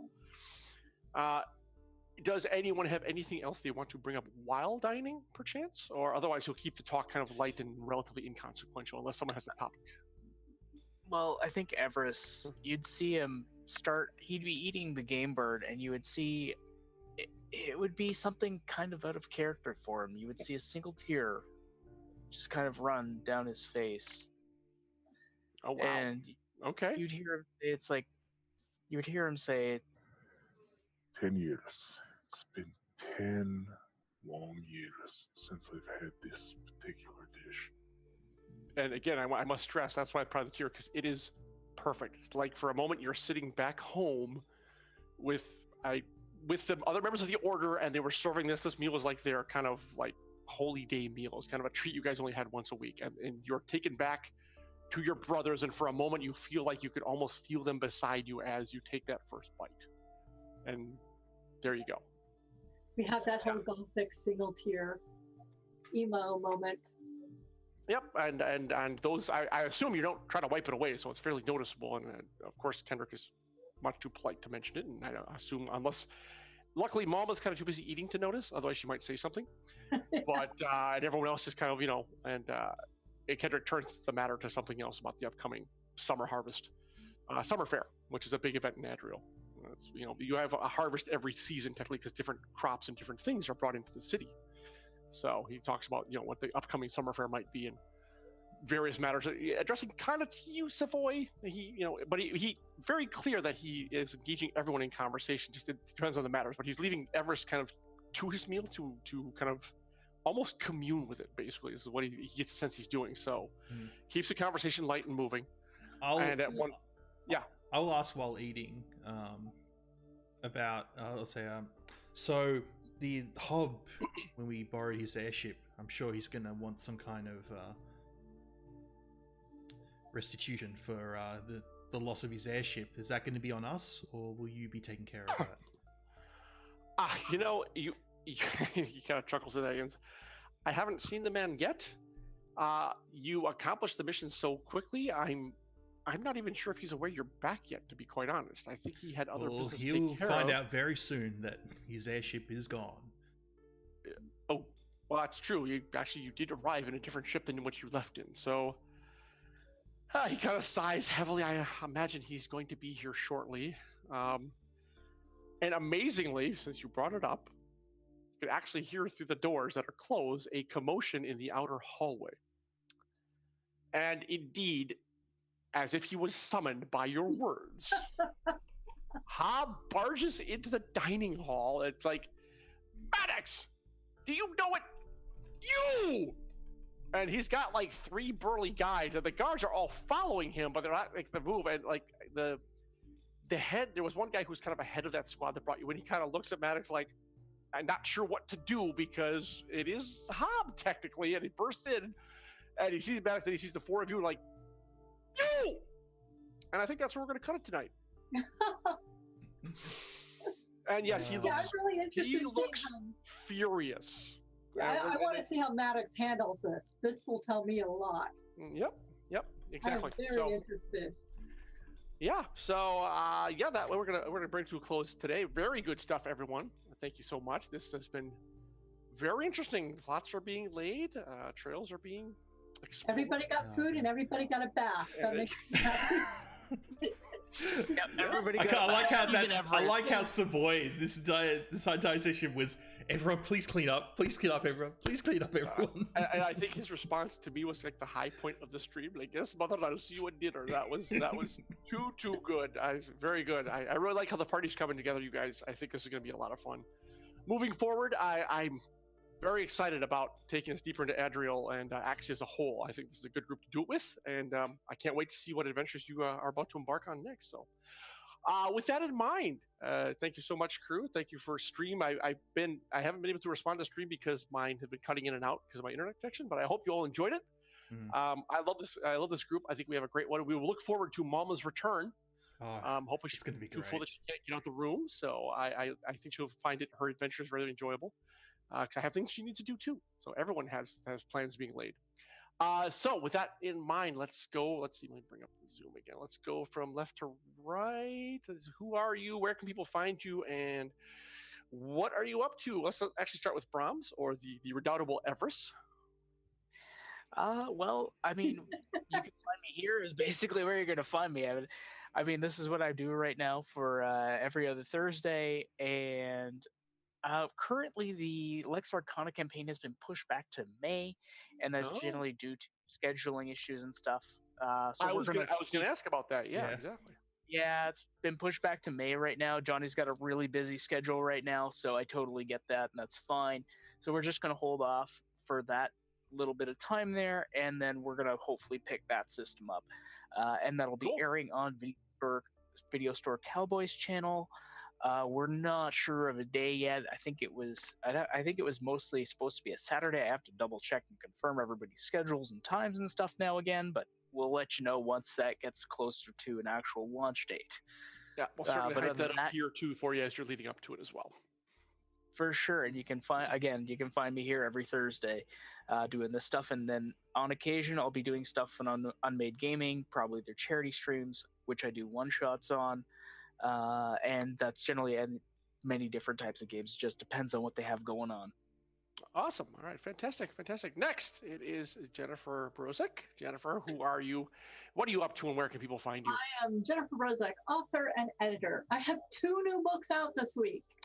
The first is A Secret Guide to Fighting Elder Gods, Young Adult Lovecraft. I do not have a link for you right off the top of my head because I only have one link. But it's available at Amazon, soon to be available in more places. You can find it at Amazon right now. That is true. Right. So, yes. The go other there. Yep. I am super, super, super happy about is Battletech Iron Dawn, the first in a young adult Battletech trilogy, and you can find it out all over the place. There's a link for you. It's actually getting really good reviews right now. I'm super pleased because Battletech fans are Battletech fans. That's what they are. They can be, let's say they can be particular. But They are particular. So yeah, and so that's what I'm doing right now, and I'm writing the next one. And this battle, it's 35 years.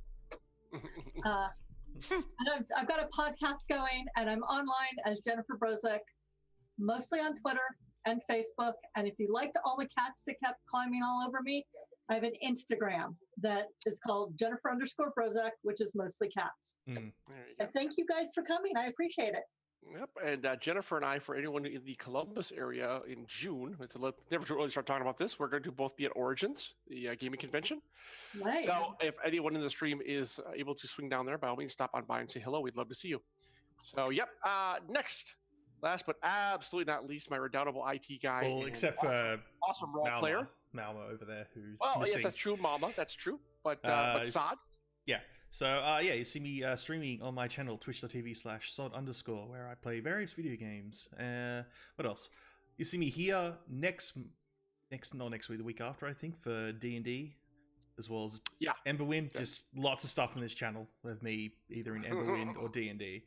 And also, don't forget the big charity thing next month, the big charity marathon D&D session. Which for charity. Yep, so for ArvCon, yeah. If you like D&D and you want to see a nice, awesome, long session of us in Barovia just crying over random severed heads, Everything. Yeah.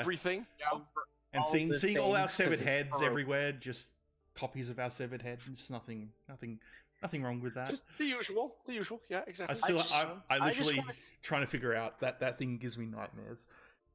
Sorry, I just want to see Sod get another needle in the eye. That's all. Yeah, that'll happen. Oh, That's wow. That's going to happen. I know Arv. He's going to do it fired, somewhere. Rob. Shots fired, man. So, Oh yeah. So you also see me. That's Memorial Day weekend, right? Yeah. Yeah. Okay. All right. I'll have to work out some things with Arv on that, but I will do that. It'll be put in chat Traveling? and all that. So. Yep. And All right, also awesome. on Aiken Force 21's channel, where I do my own D&D group, where I DM it, and hopefully we can get that going again. It's been a little bit off because of random holidays, public holidays and stuff, but that should be up and running soon.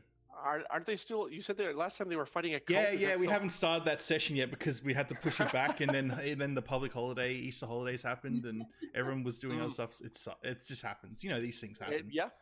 But believe me, I know all too well. And actually, I got to talk to everyone a bit after the stream. We'll do that. And last but certainly not least, Mama or Marie could not make it tonight due to family issues, but everything's she's well. We hope all in her family is well. She's a storyteller rocking tour. I hope we did justice to Mama. She's not I a look forward dice, to just so you know. That's not a That's not a real picture of her. That's just a dice with text on it saying "play not available." Just to let you know. Yeah. In case Exactly. But anyone's hopefully worried. she'll be back for the next session, which I look forward to having the full crew back as you delve deeper into Adriel and Axia, and we will see where the fates and your choices take you. So, from all of us at the Ember crew to all of you, thank you so much for tuning in. Really appreciate it, and good night. Good night. Bye, everybody. Night, everybody.